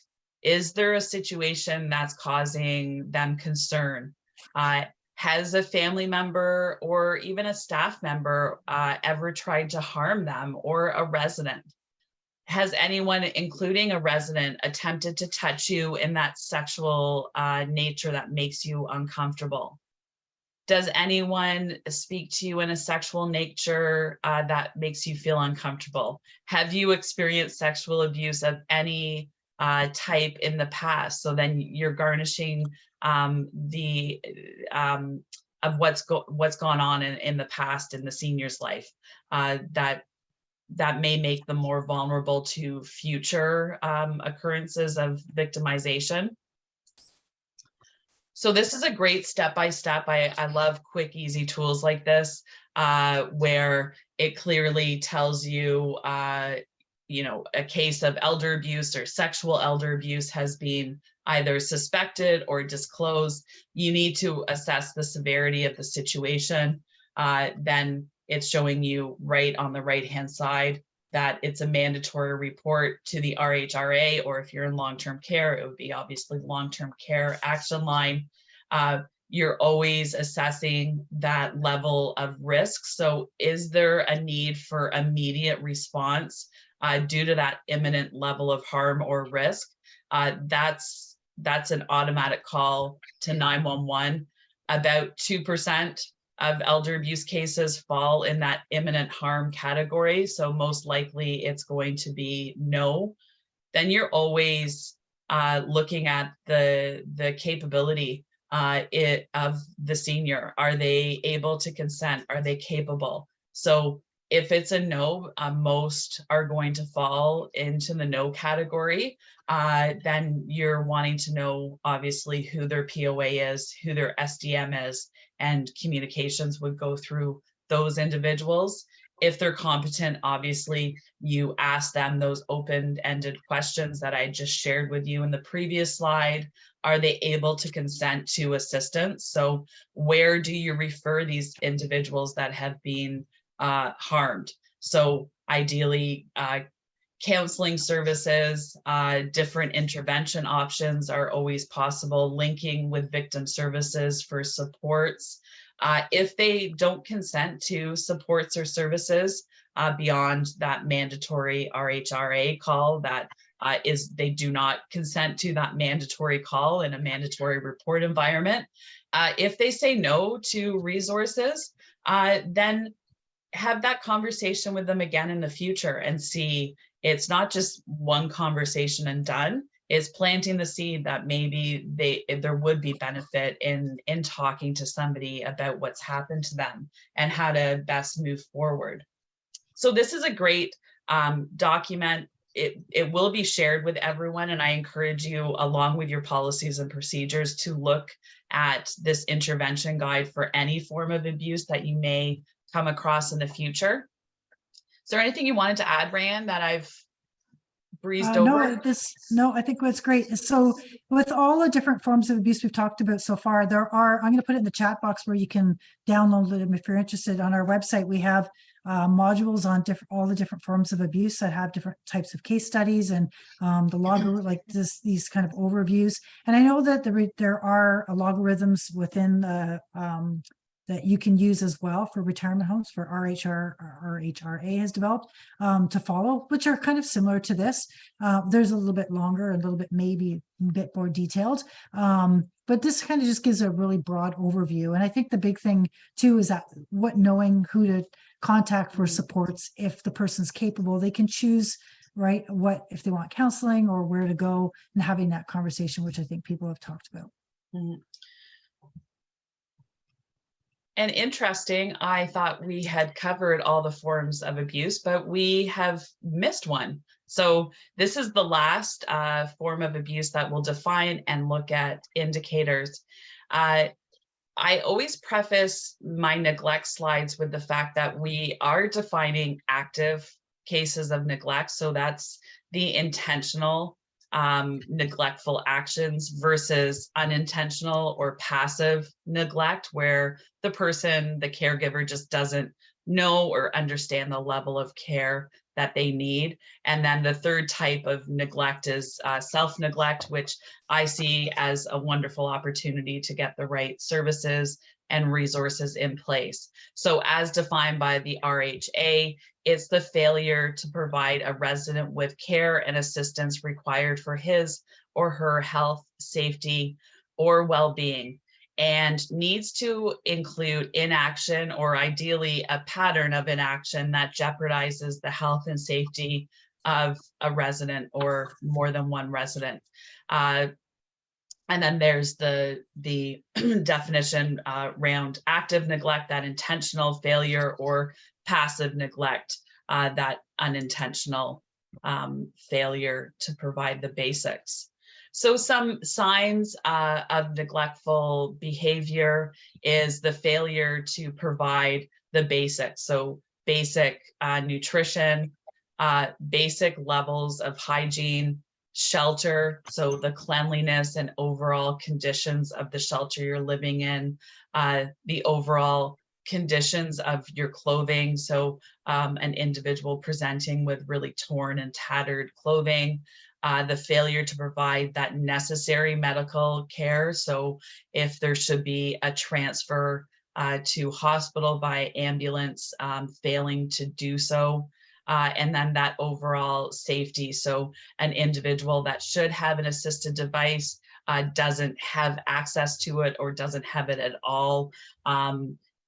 Not having the ability to have basics like eyeglasses, hearing aids, all of the things that you and I would expect to have as we grow older. So some signs that we all need to be mindful of in neglect cases is an individual with dementia that's not supervised, that is allowed to wander in the community, go to the shopping mall unattended for 12 hours a day, those type of indicators. An individual that is non-weight bearing and bed bound and they're left without care. So they don't have access to a nurse rotating them, which then would result in the likelihood of bed sores or pressure ulcers. Lack of medical aids. So as I had said in the previous slides, the basics, the glasses, teeth, hearing aids, medications, lack of assisted devices, medical orders not being followed. So that's where neglect can overlap with physical abuse cases. So the administration of medication, including over medication or under. Delay in seeking care for medical conditions, so not seeking care for bed sores. I'm sure have all heard of high profile cases where caregiver decide to just pack bed sores with cornstarch. That is a blatant neglect case. Unchanged incontinence products.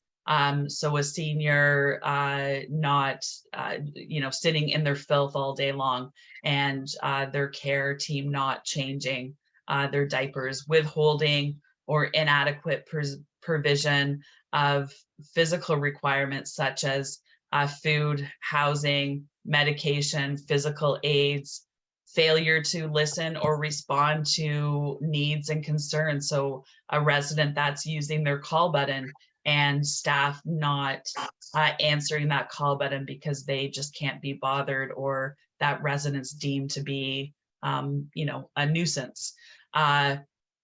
Failure to participate in programs or recreational opportunities where the residents sort of just shunned in their room, not given the luxury of being social with other people and forming those important friendships that we all deserve to have. Is there anything you wanted to add, Rayanne? No, I think that, we kind of, we've kind of integrated a little bit of some of the neglect when we were talking about other, Mhm. some of the forms of abuse. And it's, this is more when we think about, when you're talking about neglect, this is really from that staff point of view, for the most of the examples that were provided here. But we do also see that neglect from the family too, which kind of ties into financial. So you may be advocating for a resident who's maybe their healthcare is deteriorated, that they need an assistive device of some sort, whether that's a cane or orthotic shoes or dental services, whatever. And the substitute decision maker, if they're the ones that are in charge or are making, those kind of care decisions, say, forget it.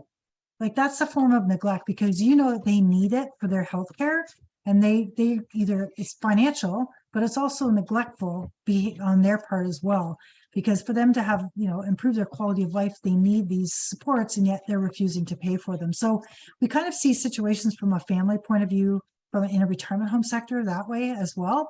But it's important to sort of pay attention to some of these issues, or they family will take away some of these devices, as Laura mentioned. So we're just going to suggest, if people would like to take a 5-minute break, because we've been here for like 2 hours, I think, maybe 5 to 7 minutes, and then come back again. Was that okay with everybody? Yeah, we'll come back in 5 minutes, and this is a perfect spot to stop. Then we're getting into the crim code stuff and when to call police. So we'll take 5 minutes. So we'll see you back at like 6 minutes after 3, at least to get a drink of water. We'll see you in a few.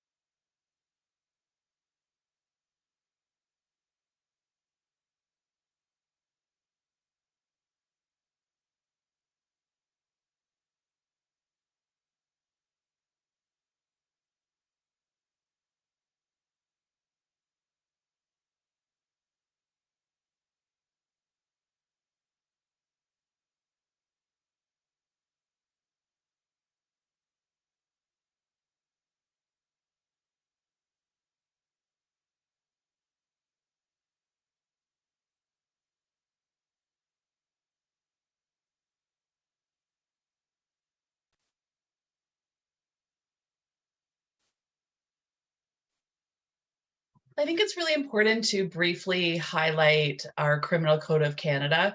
I am aware that I'm not teaching a criminology class right now, so I will keep this brief. But there is importance for us to understand that our Criminal Code of Canada doesn't specifically mention elder abuse as a crime. I think Rayanne had mentioned that previously, but there's many different charges that could apply in one case of elder abuse. There is an American stat that I usually use where we know that about 1 out of 24 cases actually enter the criminal justice system. So because of all the barriers in reporting, not many cases of elder abuse or elder abuse related cases actually make it to the justice system. But I want to first look at here the physical abuse. It could, under our Criminal Code of Canada, result in a charge of assault or assault with a weapon. We all know that a weapon could be, just like in the case scenario we gave you in the case of Robert and Beth, the weapon in that case would have been the wheelchair, but there's definitely been cases where a walker or other assisted device has been used as a weapon. And as you escalate up the criminal code, charges could apply to forcible confinement.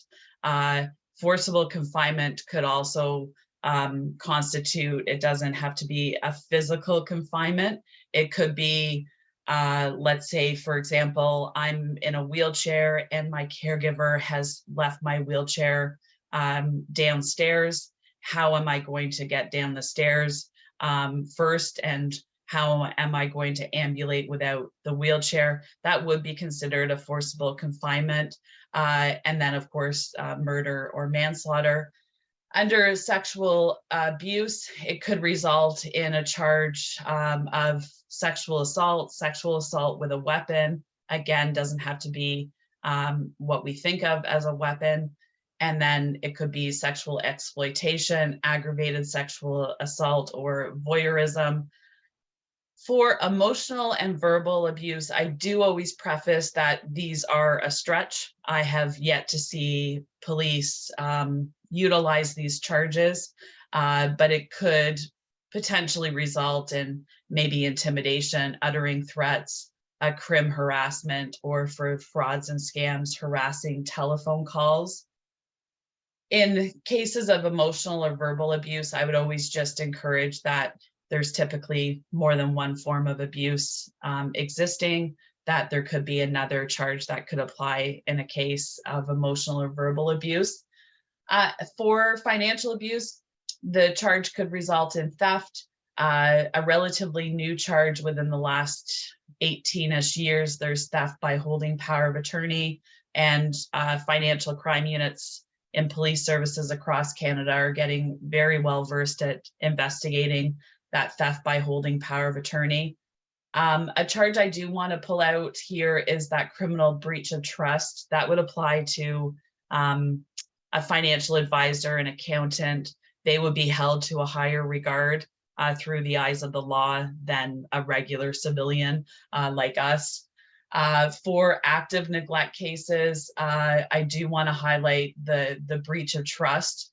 That is a sister charge to the criminal breach of trust, where that would apply to registered staff, so registered nurse, RPN, registered social worker, any regulated health professional. They too would be held to a higher regard as far as providing adequate and appropriate care. And then I will pass the torch to my colleague Rayanne to break down when, under the RHRA, when to actually call police. Thanks, Laura. So when we were talking, about the different forms of abuse, as Laura's just kind of gone through those. If there is, under the legislation, there's also that mandatory responsibility to report to the police if you, again, suspect or witness any incident of abuse. Now, Laura's just giving you like a 2-minute overview of the criminal code and of the different kind of forms of abuse that fall under the types of codes that fall under each forms of those abuses. But it is difficult because,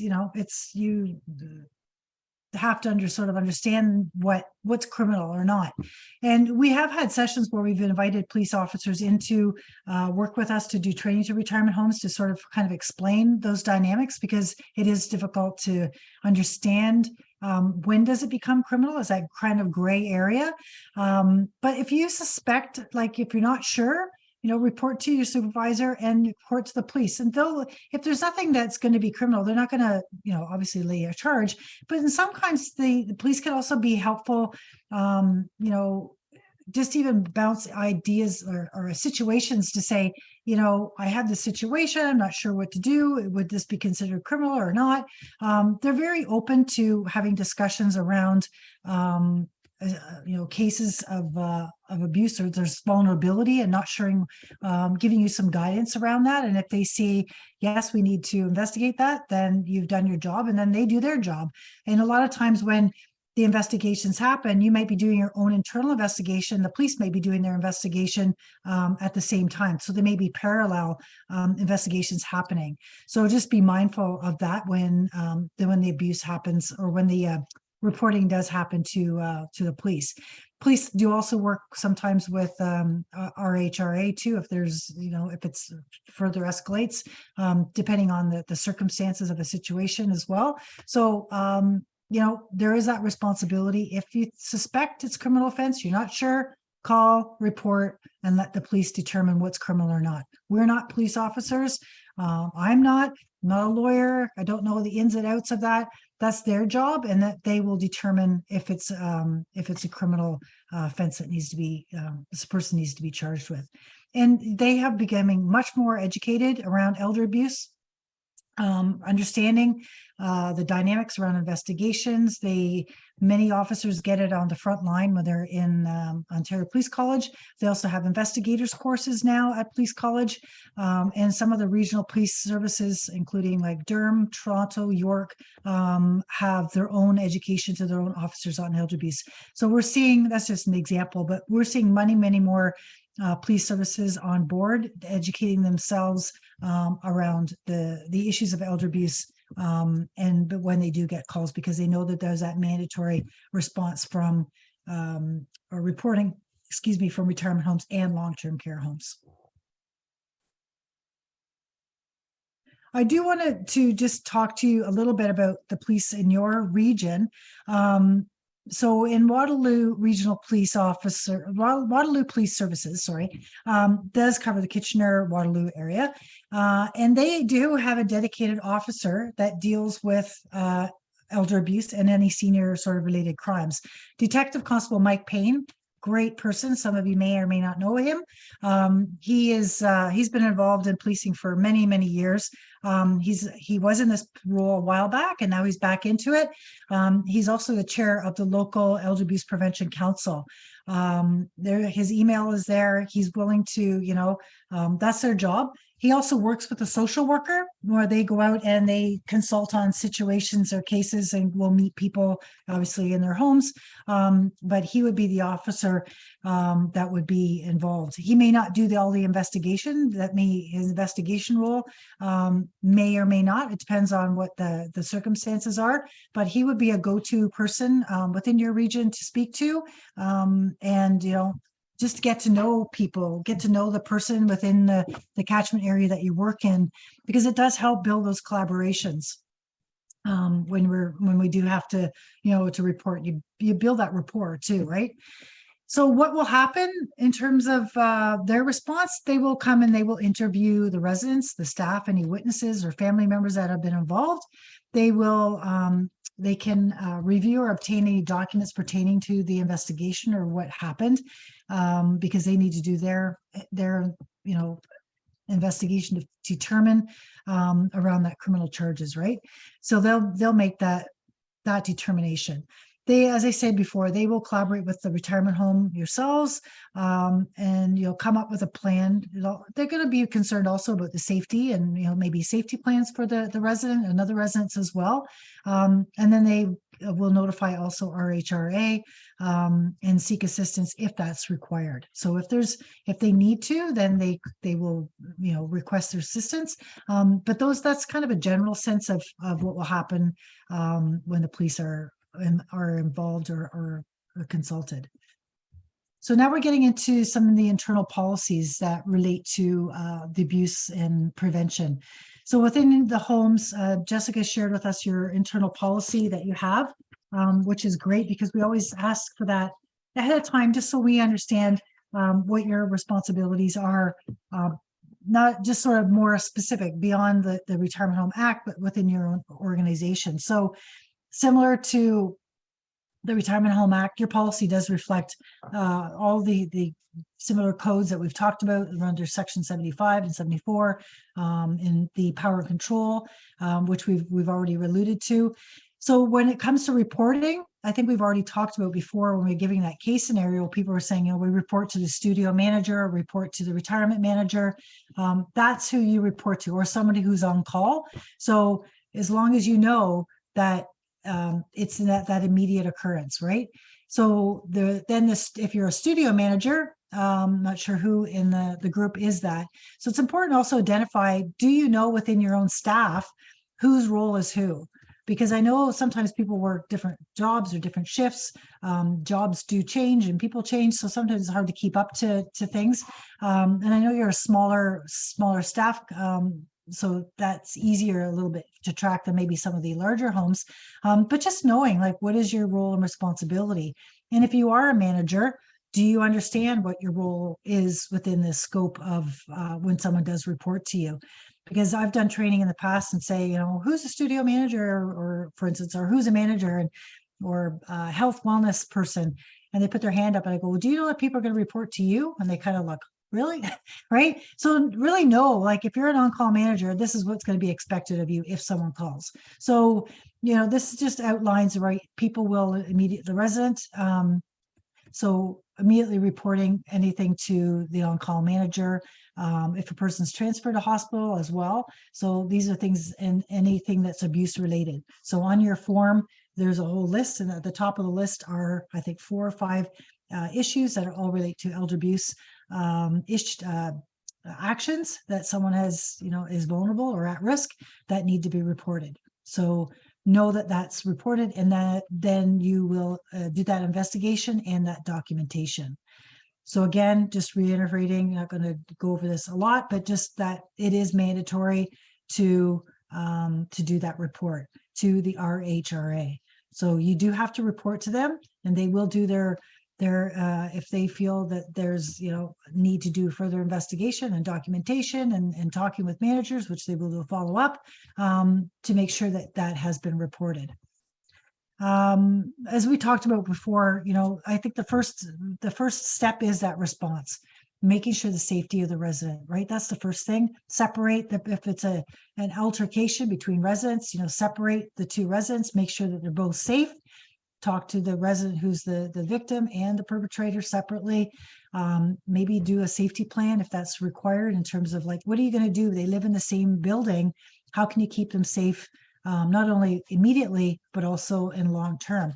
That may sit down with other staff people to sort of figure out what that looks like.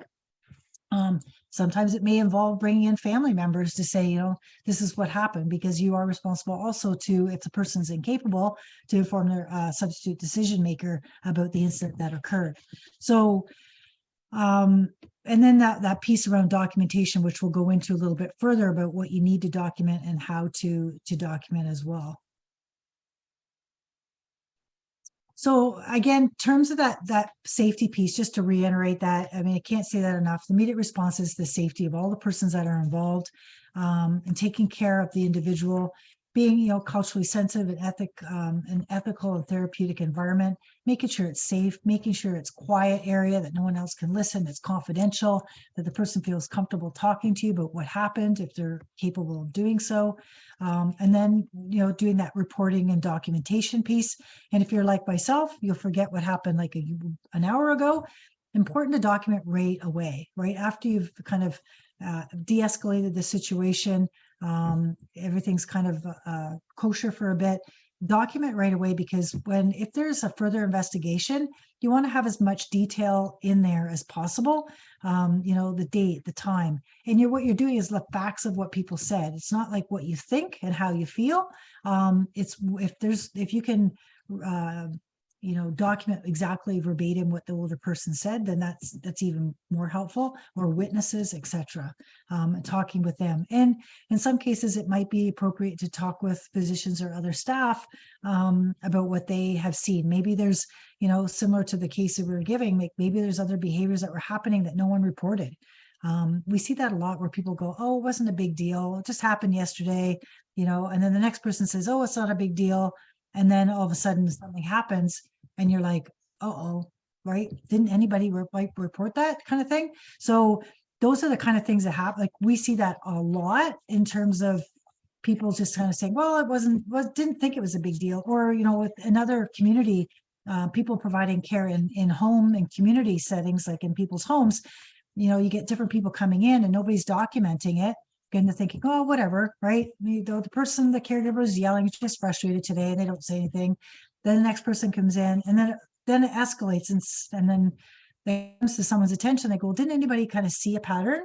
And then they say, well, yeah, I kind of said something, but nobody documented it, so there was no pattern. So in the charts or people going to visit, there wasn't anything to say, pay attention to, escalated or raising their voices or yelling or frustration, because it could lead to further emotional abuse or even worse, some of the physical or neglectful actions that we've talked about. So I think I've kind of gone through this, support the person. If the person needs an interpreter, I think that's also to be aware of. Sometimes English is not the first language of all residents, or what's their cultural background, hearing impairment. Do we need sign language? Does a person speak, French? They need Francophone. If you don't speak those languages, maybe we need to bring in someone that can speak that language. Sometimes people say, well, if let's say the person's French, I'll just bring in the family because they speak French.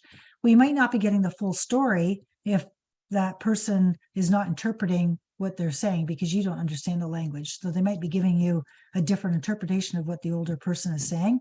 So just be cautious of that.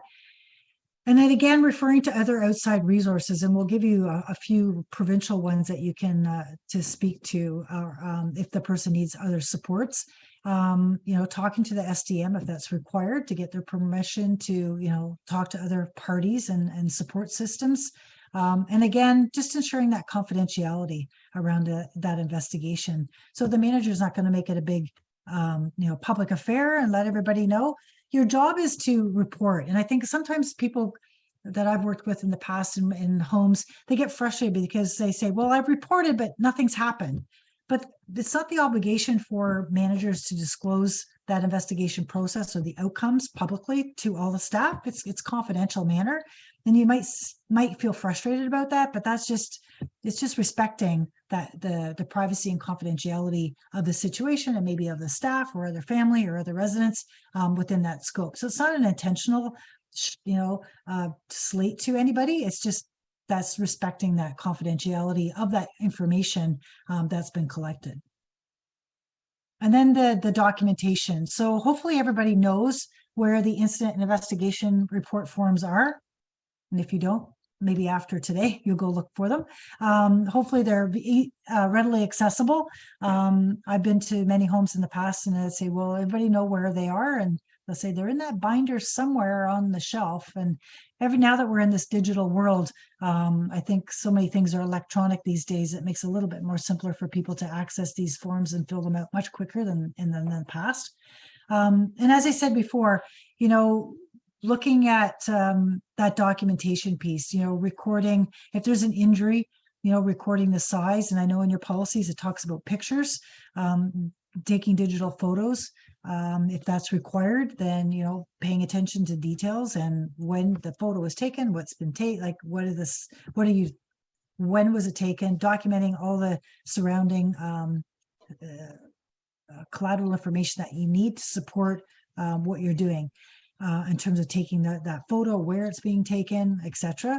And record any other non-physical signs, because I think we focus on that the bruise or the hit or whatever. But when we get back to that emotional piece, that's also important, like the depression or withdrawn, or they're not speaking, or they're not talking to anybody. Those are important factors to consider as well. And as I said before, record verbatim what the person's responses are or explanation of the injuries. Sometimes we'll have the residents not comfortable or fearful about sort of the incident that happened because they don't want anybody to get in trouble. So they might make up a story, or say, oh, it's okay, I just fell. Meanwhile, somebody might have hit them. And go back the next day or go back a couple hours later and say, I just wasn't sure. Could you explain that injury again to me? Because I just wasn't really sure how that happened. See if the story matches. Maybe it's the same, maybe it's different. And then maybe it's a cognitive issue, but are they just afraid to come forward? And then avoid any subjective comments. Like, it's not about your opinions in these situations around documentations. It's the facts and being descriptive as specific as you can. Laura, do you want to add anything to that documentation? I think you've done a really good job highlighting the really important pieces. The only thing that really jumped out to me is the taking of photographs.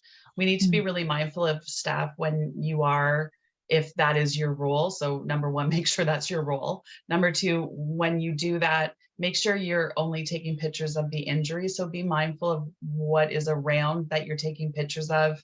And also thinking beyond hour 1 or hour 24 of the bruising or the lacerations that typically, if you want a fulsome report, you're going to want documentation of the injuries daily. As the injury heals, the bruising or what have you will obviously look different.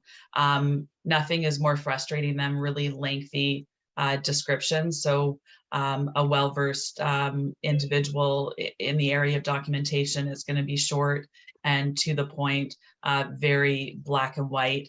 None of your own observations are really important to... Recording in progress. Oh, somebody just attended, that's why. Sorry, I got confused for a moment that my recording stopped or something. It's all very fearful for me if our recording stopped, because I'll make Jessica's life very difficult moving forward. So the important part I really want to highlight is that there is a plethora of reasons why senior residents don't report abuse to staff or family. I've worked with numerous staff that in hindsight, they'll just say, I don't know why Beth didn't just tell us what was going on. And these might shed some light onto the numerous barriers that seniors don't report. And also this directly associates with why our stats on prevalence are so much lower than I think they ought to be, because abuse is still really a hidden crime in all of our communities as far as elder abuse. So many of the seniors are fearful that they'll have reprisal from staff if they say what's going on. Again, your positions are so powerful that, I would be nervous in blowing the whistle if you guys were getting me ready for bed and into my cozy pajamas tonight. So that's a very real threat for a senior victim. If there's restricted mobility or any other physical or cognitive impairment, we'll take that decision-making away from the resident. The abuser or perpetrator is most often that caregiver or in that position of power, which removes the decision-making. Isolated from resources within a retirement home, an individual can be extremely isolated from what supports are out there from them. Shame, longstanding family dynamics, and self-blame. So if it is your son or daughter abusing you, you naturally are going to be blaming yourself for raising this type of individual capable of being abusive. Dependency on staff. Other barriers can be generational. So our seniors that we're serving and supporting today are from a completely different generation than all of us are from, and all of us are from different generations. And we need to be mindful of the mentality of older generations. Language, if you don't speak French or English, that barrier in language can often be insurmountable for many seniors. And then access to transportation, that would more involve seniors within the community. Ontario notoriously has deplorable transportation systems. And then, of course, we need to think about the staff in these situations. You guys that are working so hard frontline, many times when it comes to light that staff have either minimized or failed to report cases of abuse or a senior at risk of being abused. These are usually the reasons why staff don't blow the whistle. Lack of knowledge. So staff not knowing where to report, or fear of litigation. Being called a tattletale. As I've indicated before, I always say I grew up working in long-term care. There is a culture in retirement homes and long-term care, and you can feel that culture when you walk in to a building.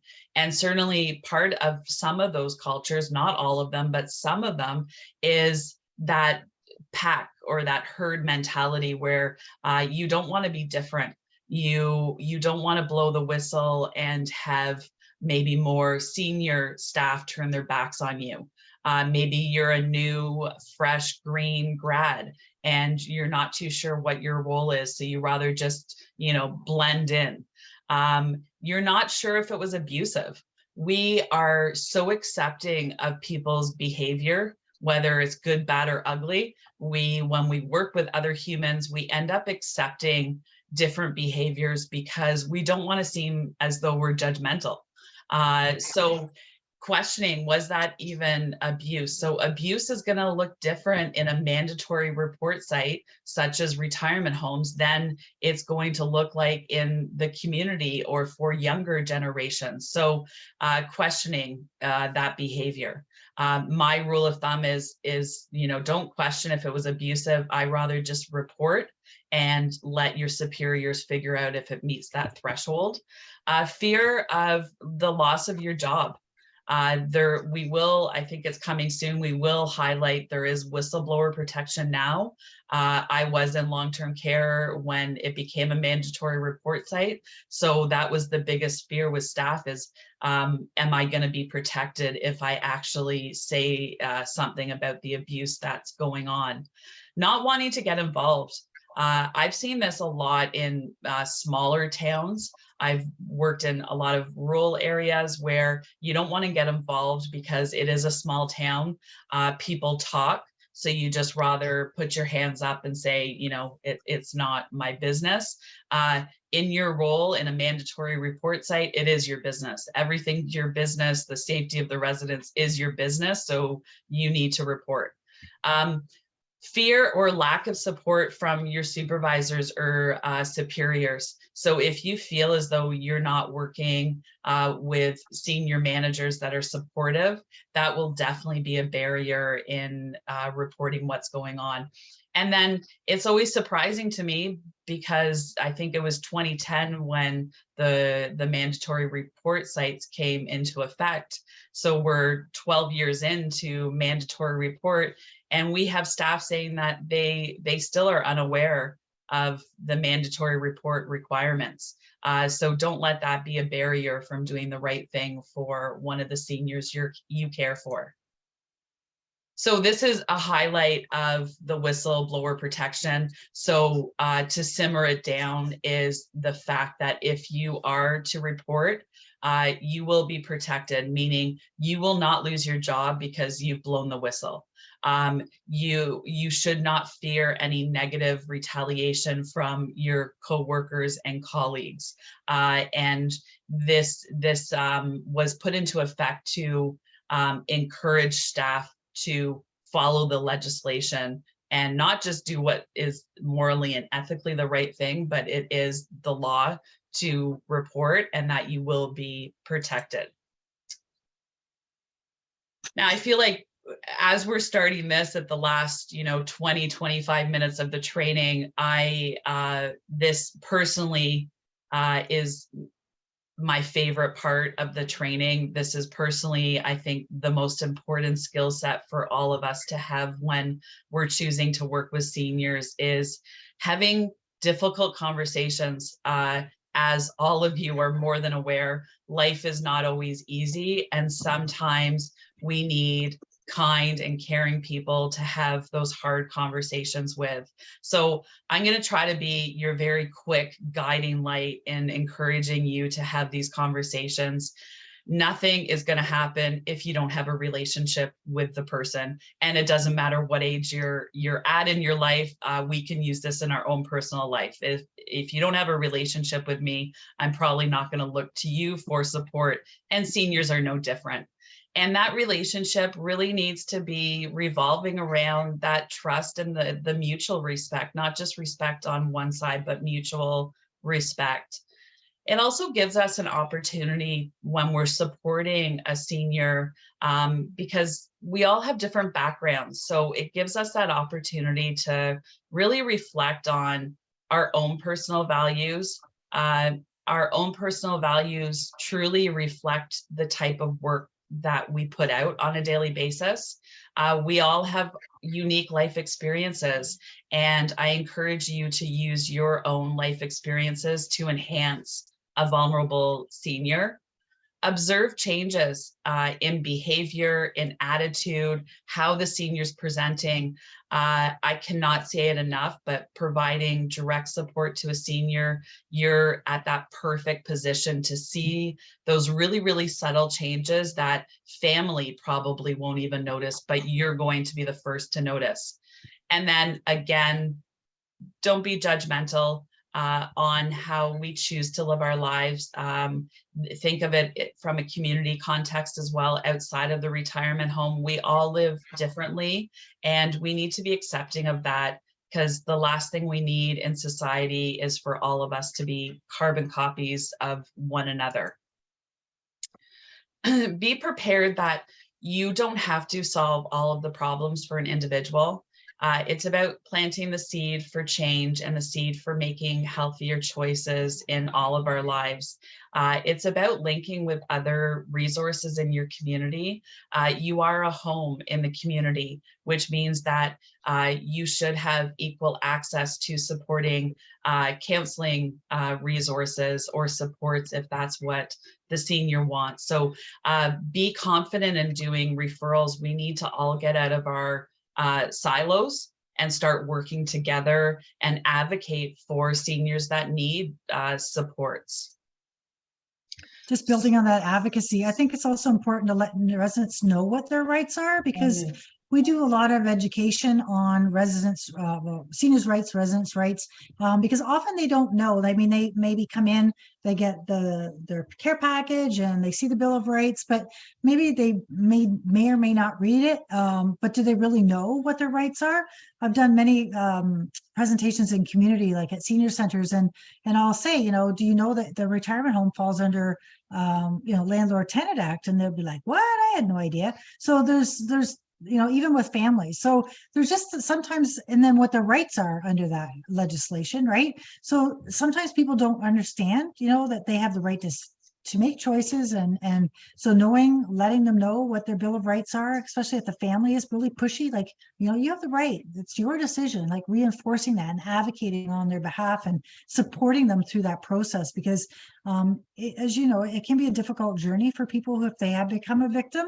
And to be there and to support them whenever they might need it, and check in on them, because they may say, no, I don't want any help, I don't want to talk about it.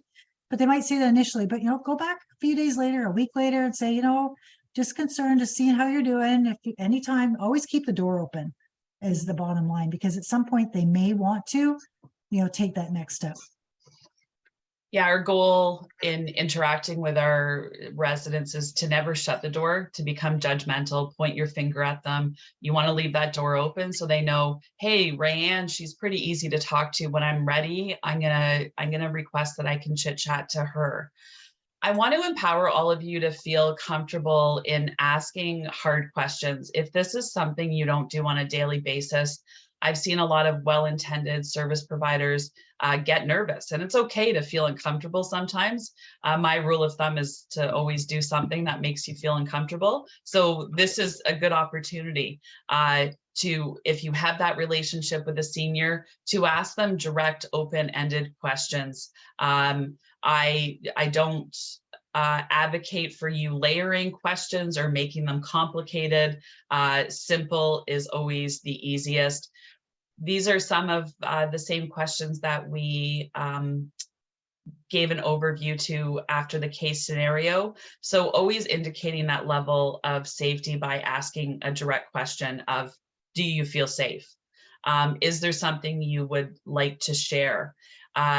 Personally, in the work I've done in the past, my favorite question, this is normally from more of a home-based family violence situation, where if you had a magic wand, you know, what would your life look like? Or what would the abuser's behavior look like instead of how it is now? The magic wand question is good because it makes somebody feel comfortable to answer it, and it paints you a picture. And I think that's really important for the senior to have that opportunity to paint that scenario for you. Is there an incident that's causing you concern? If they're giving you indication that yes, there is, I would encourage you to probe a little bit more to get more insight. So tell me a little bit more about that incident yesterday. Has Laura treated you like that in the past? Has anyone made you to do things that you didn't want to do? So that could be alluding to financial decisions or other forms of abuse coexisting. This is a great question as well, especially if you're observing those family dynamics that we can see in those interactions. Is, does your son, you said your son gets upset with you. Does he always treat you like that? And that opens the door for them to tell you about different scenarios that they've been a part of in the past, and how the son acts and deals with stresses in his life. So this aligns really well with your policies that Rayanne had gone through. Always interview the senior and the abuser separate. I think it's important to reiterate that because I have heard and seen of cases where that hasn't been done.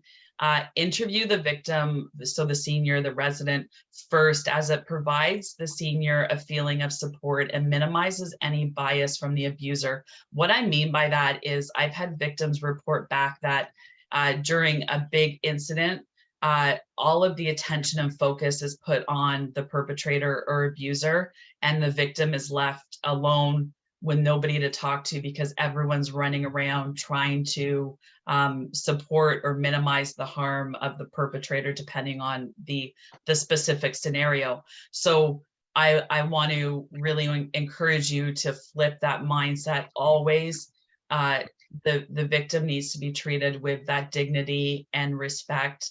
They need to be given a place of comfort to share their story. So whether that's their room or somewhere comfortable, offer them the basics. I've seen interviews after a big occurrence where the victim hasn't even been offered a drink or a cup of tea or a box of tissues. So those basics that you and I would expect from a roommate, please give those to the residents that you're supporting. And it's not because anyone's doing this with ill will or anything. It's just typically we don't come across cases of abuse daily, and we're just not thinking clear. So that's why it's important to get training from us. It hopefully encourages you to think a little bit differently. When you're having that conversation or post-occurrence interview, make sure that you can't be overheard for many reasons. You don't want that happening. always conduct the interview in a very calm manner. A true professional is able to do this, even though it could be chaos behind the scenes. The way you want to present to that victim of a potential crime is extremely calm. They 100% have your attention, not hurrying the situation, and always using those really easy open-ended questions, not layering or making things incredibly difficult, giving them the time to answer. So when we're uncomfortable as professionals, we tend not to like silence, but I encourage you to get comfortable with silence when you're trying to do these type of interviews. So absolutely refrain from jumping to conclusions. Write down the facts. It is not your role to be judge and jury. Just be extremely factual. You always want to get the competent senior's permission to contact any other family members or any agencies that may be of assistance to the individual. And again, verbatim, we've already said that once, but I want to say it again and highlight the importance of that. So that's taking away your judgment, your biases, exactly quoting what is the senior saying to you in that situation. Always paying very close attention to any discrepancies or inconsistencies. So suspicious behaviors or patterns, absolutely document on that, because ideally that will be the best support to the resident, is being able to document verbatim what's happening to the individual. Did I miss anything, Rayanne? No, I think you Okay. got most of the points, sir. Yep. Excellent. I'm just, sorry, reading the chat box, and it's from my colleague. So we are going to jump into plugging our beautifully redesigned website. I encourage everyone to check out our website. We have a lot of great fact sheets and resources. Our goal is to ensure that everyone in the community is educated on the importance of this topic.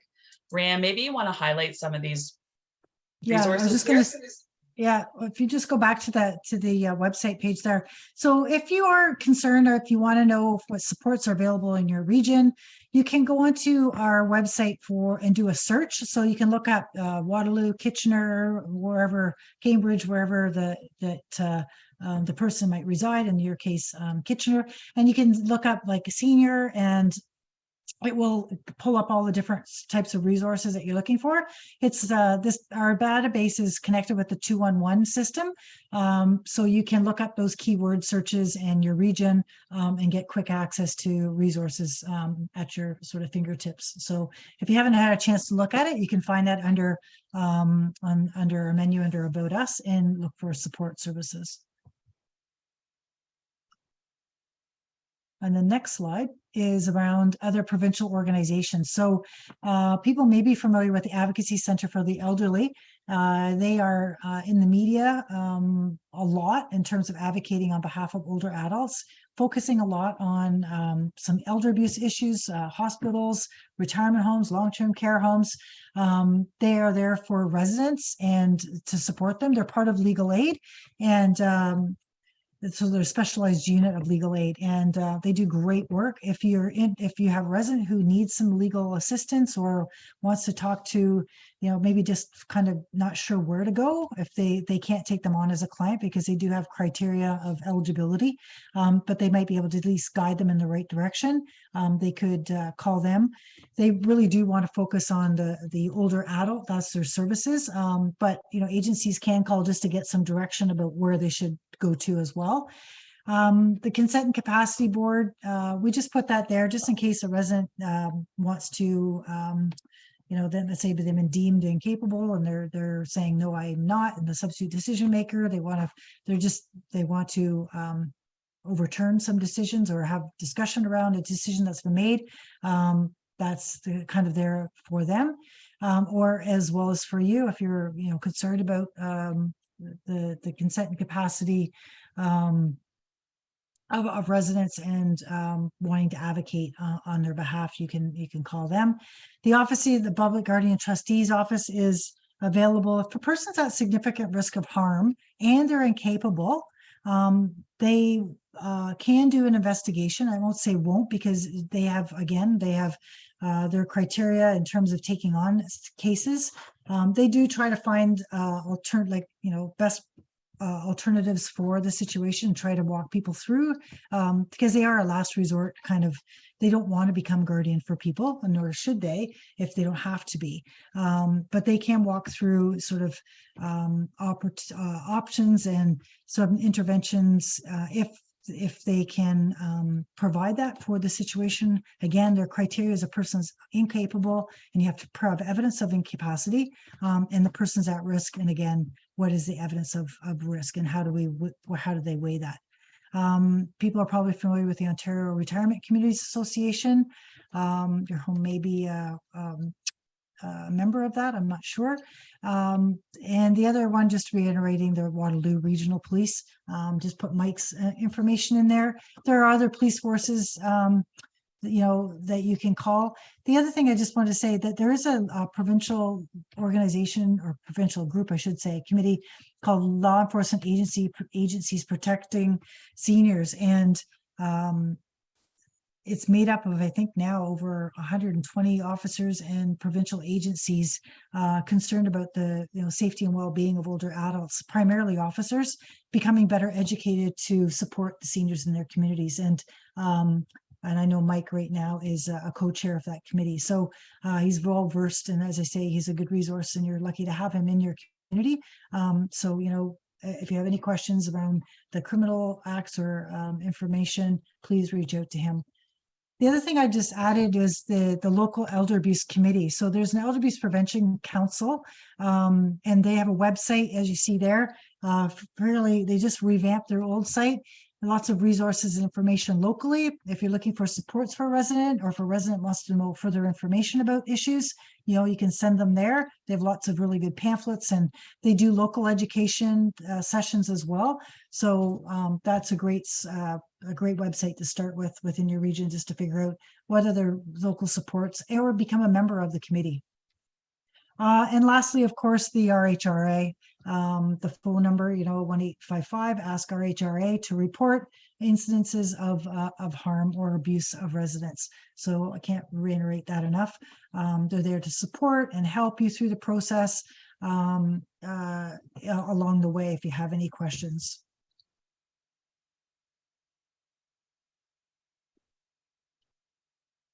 And the other organization for seniors, if they want to call for support, is there's the Senior Safety Line.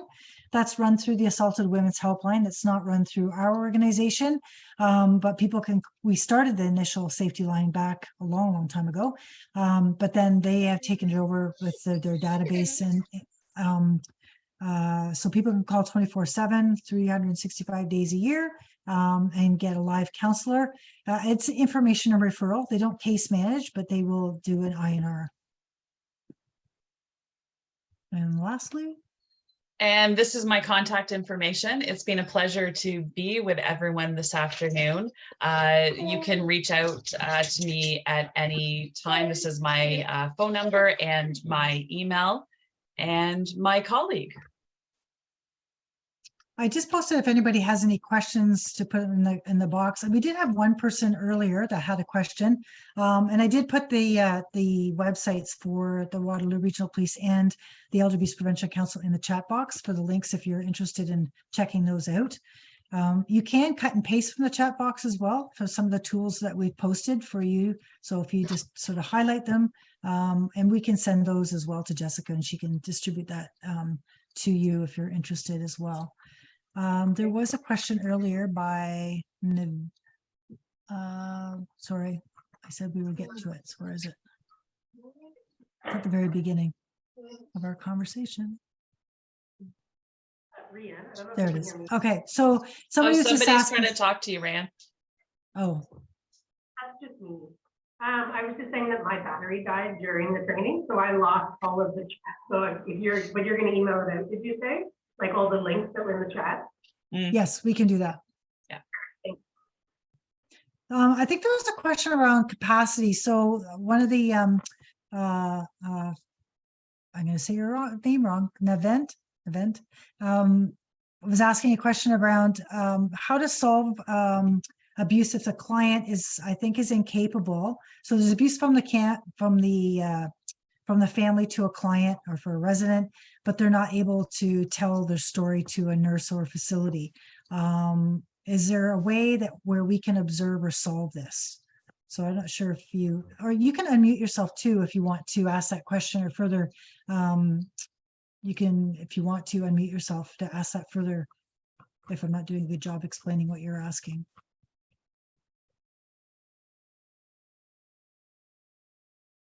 Here we go. Yeah, so the same thing about incapacity. So I don't know if you want to answer that, Laura. So if someone is incapable and you suspect from the family they're being abusive, what the actions should be.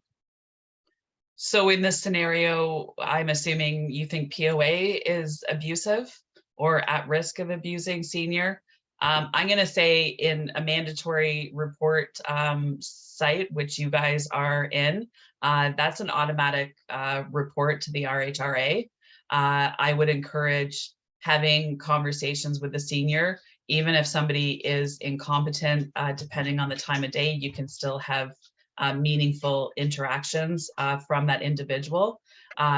In mandatory report sites, sort of some of those soft skills that should be utilized are trumped by calling the RHRA and then using your softer skills. Sorry for my dog barking in the back. I think it's also important to maybe sometimes families don't realize what they're, depending on what the type of abuse the family is doing.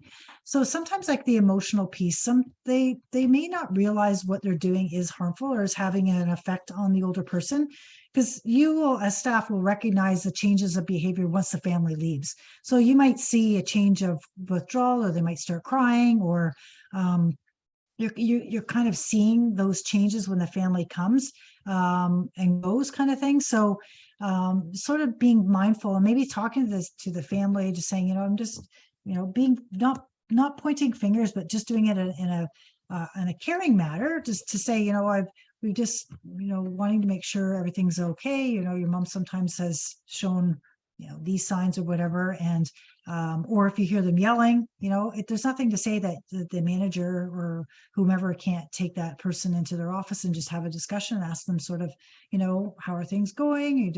Things are, we've noticed some changes, or, having that slight like that, not pointing, like non-invasive kind of conversation, just to figure things out. They might be stressed out. They may have other things going on, but they're taking it out on either the resident or the staff while they're in the home, and it's causing animosity for people, because the person who's capable in this situation can't advocate on their behalf, right? So they're relying on you to do that for them. So as Laura said, report to your manager and try to resolve it. And if it gets to the point where it is the person's at significant risk of harm, and and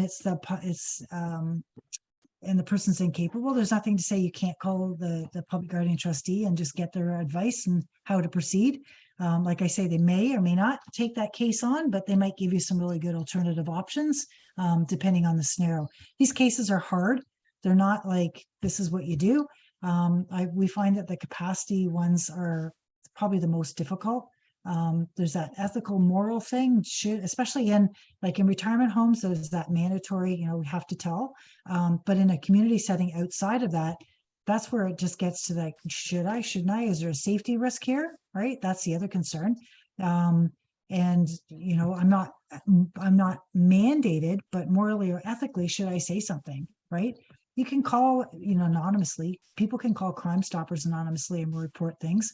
And just because you call, let's say, an officer, or it doesn't mean that they're going to go out and arrest somebody. It could be how it prevents it. I've had many situations where the officers have just gone and talked to the caregiver or the perpetrator, and it's stopped right away, right? Because because in a lot of cases, and criminally, it may not meet the threshold of a criminal offense. So maybe it's involving home care. Maybe it's involving other community services to de-escalate that situation that the person's what's the reason, what's the root cause of that person's abusive behavior from the perpetrator. And I think we often forget the perpetrator. We're just having discussions this morning about that. We focus on supporting the victim, but we also need to support and understand what's happening from the abuser's point of view, because if we don't stop that cycle is going to continue. Jessica, did you have a question? I was sorry, I'm in the room, but I was just going to say that the one thing that I wanted to reiterate to everybody is kind of exactly what Laura said. It is mandatory reporting. So like the language, if you suspect something, report it. At the end of the day, if you're not sure, but if you suspect something or you think something might be going on or you're uncomfortable with something, there's no harm at the end of the day in report. That's right. It makes it, it takes all the gray and complicated stuff out of it when you just look at it through, like, you're lucky to be working in a mandatory report center or site, and you just call. I do want to leave everyone with the thought of knowing that when you're recognizing these abusive behaviors, or when we're talking about seniors being victims, is first and foremost, an abuser is never going to see themselves or their behavior as abusive, and vice versa. A victim is never going to see themselves as a victim. So we need to be mindful of the words that we use. For training purposes, of course, we're using these words, but when you're interacting with residents, don't use these words because it will shut the door. So if there's no other questions, I want to thank everyone for attending. I'll let the chat box ideally light up with questions while you guys have us here with us. And I'm not... Sorry. I just wanted to thank all the staff who came in person, but also those that joined us from home. Yeah. I appreciate it. And a big thank you to Laura, to you and Rianne for the training. Very great. And, turn this into an annual training and see you more often. Our pleasure to be here. Jessica, reach out. I'm happy to train you guys every year. We can have some fulsome discussions, and I will make this training recording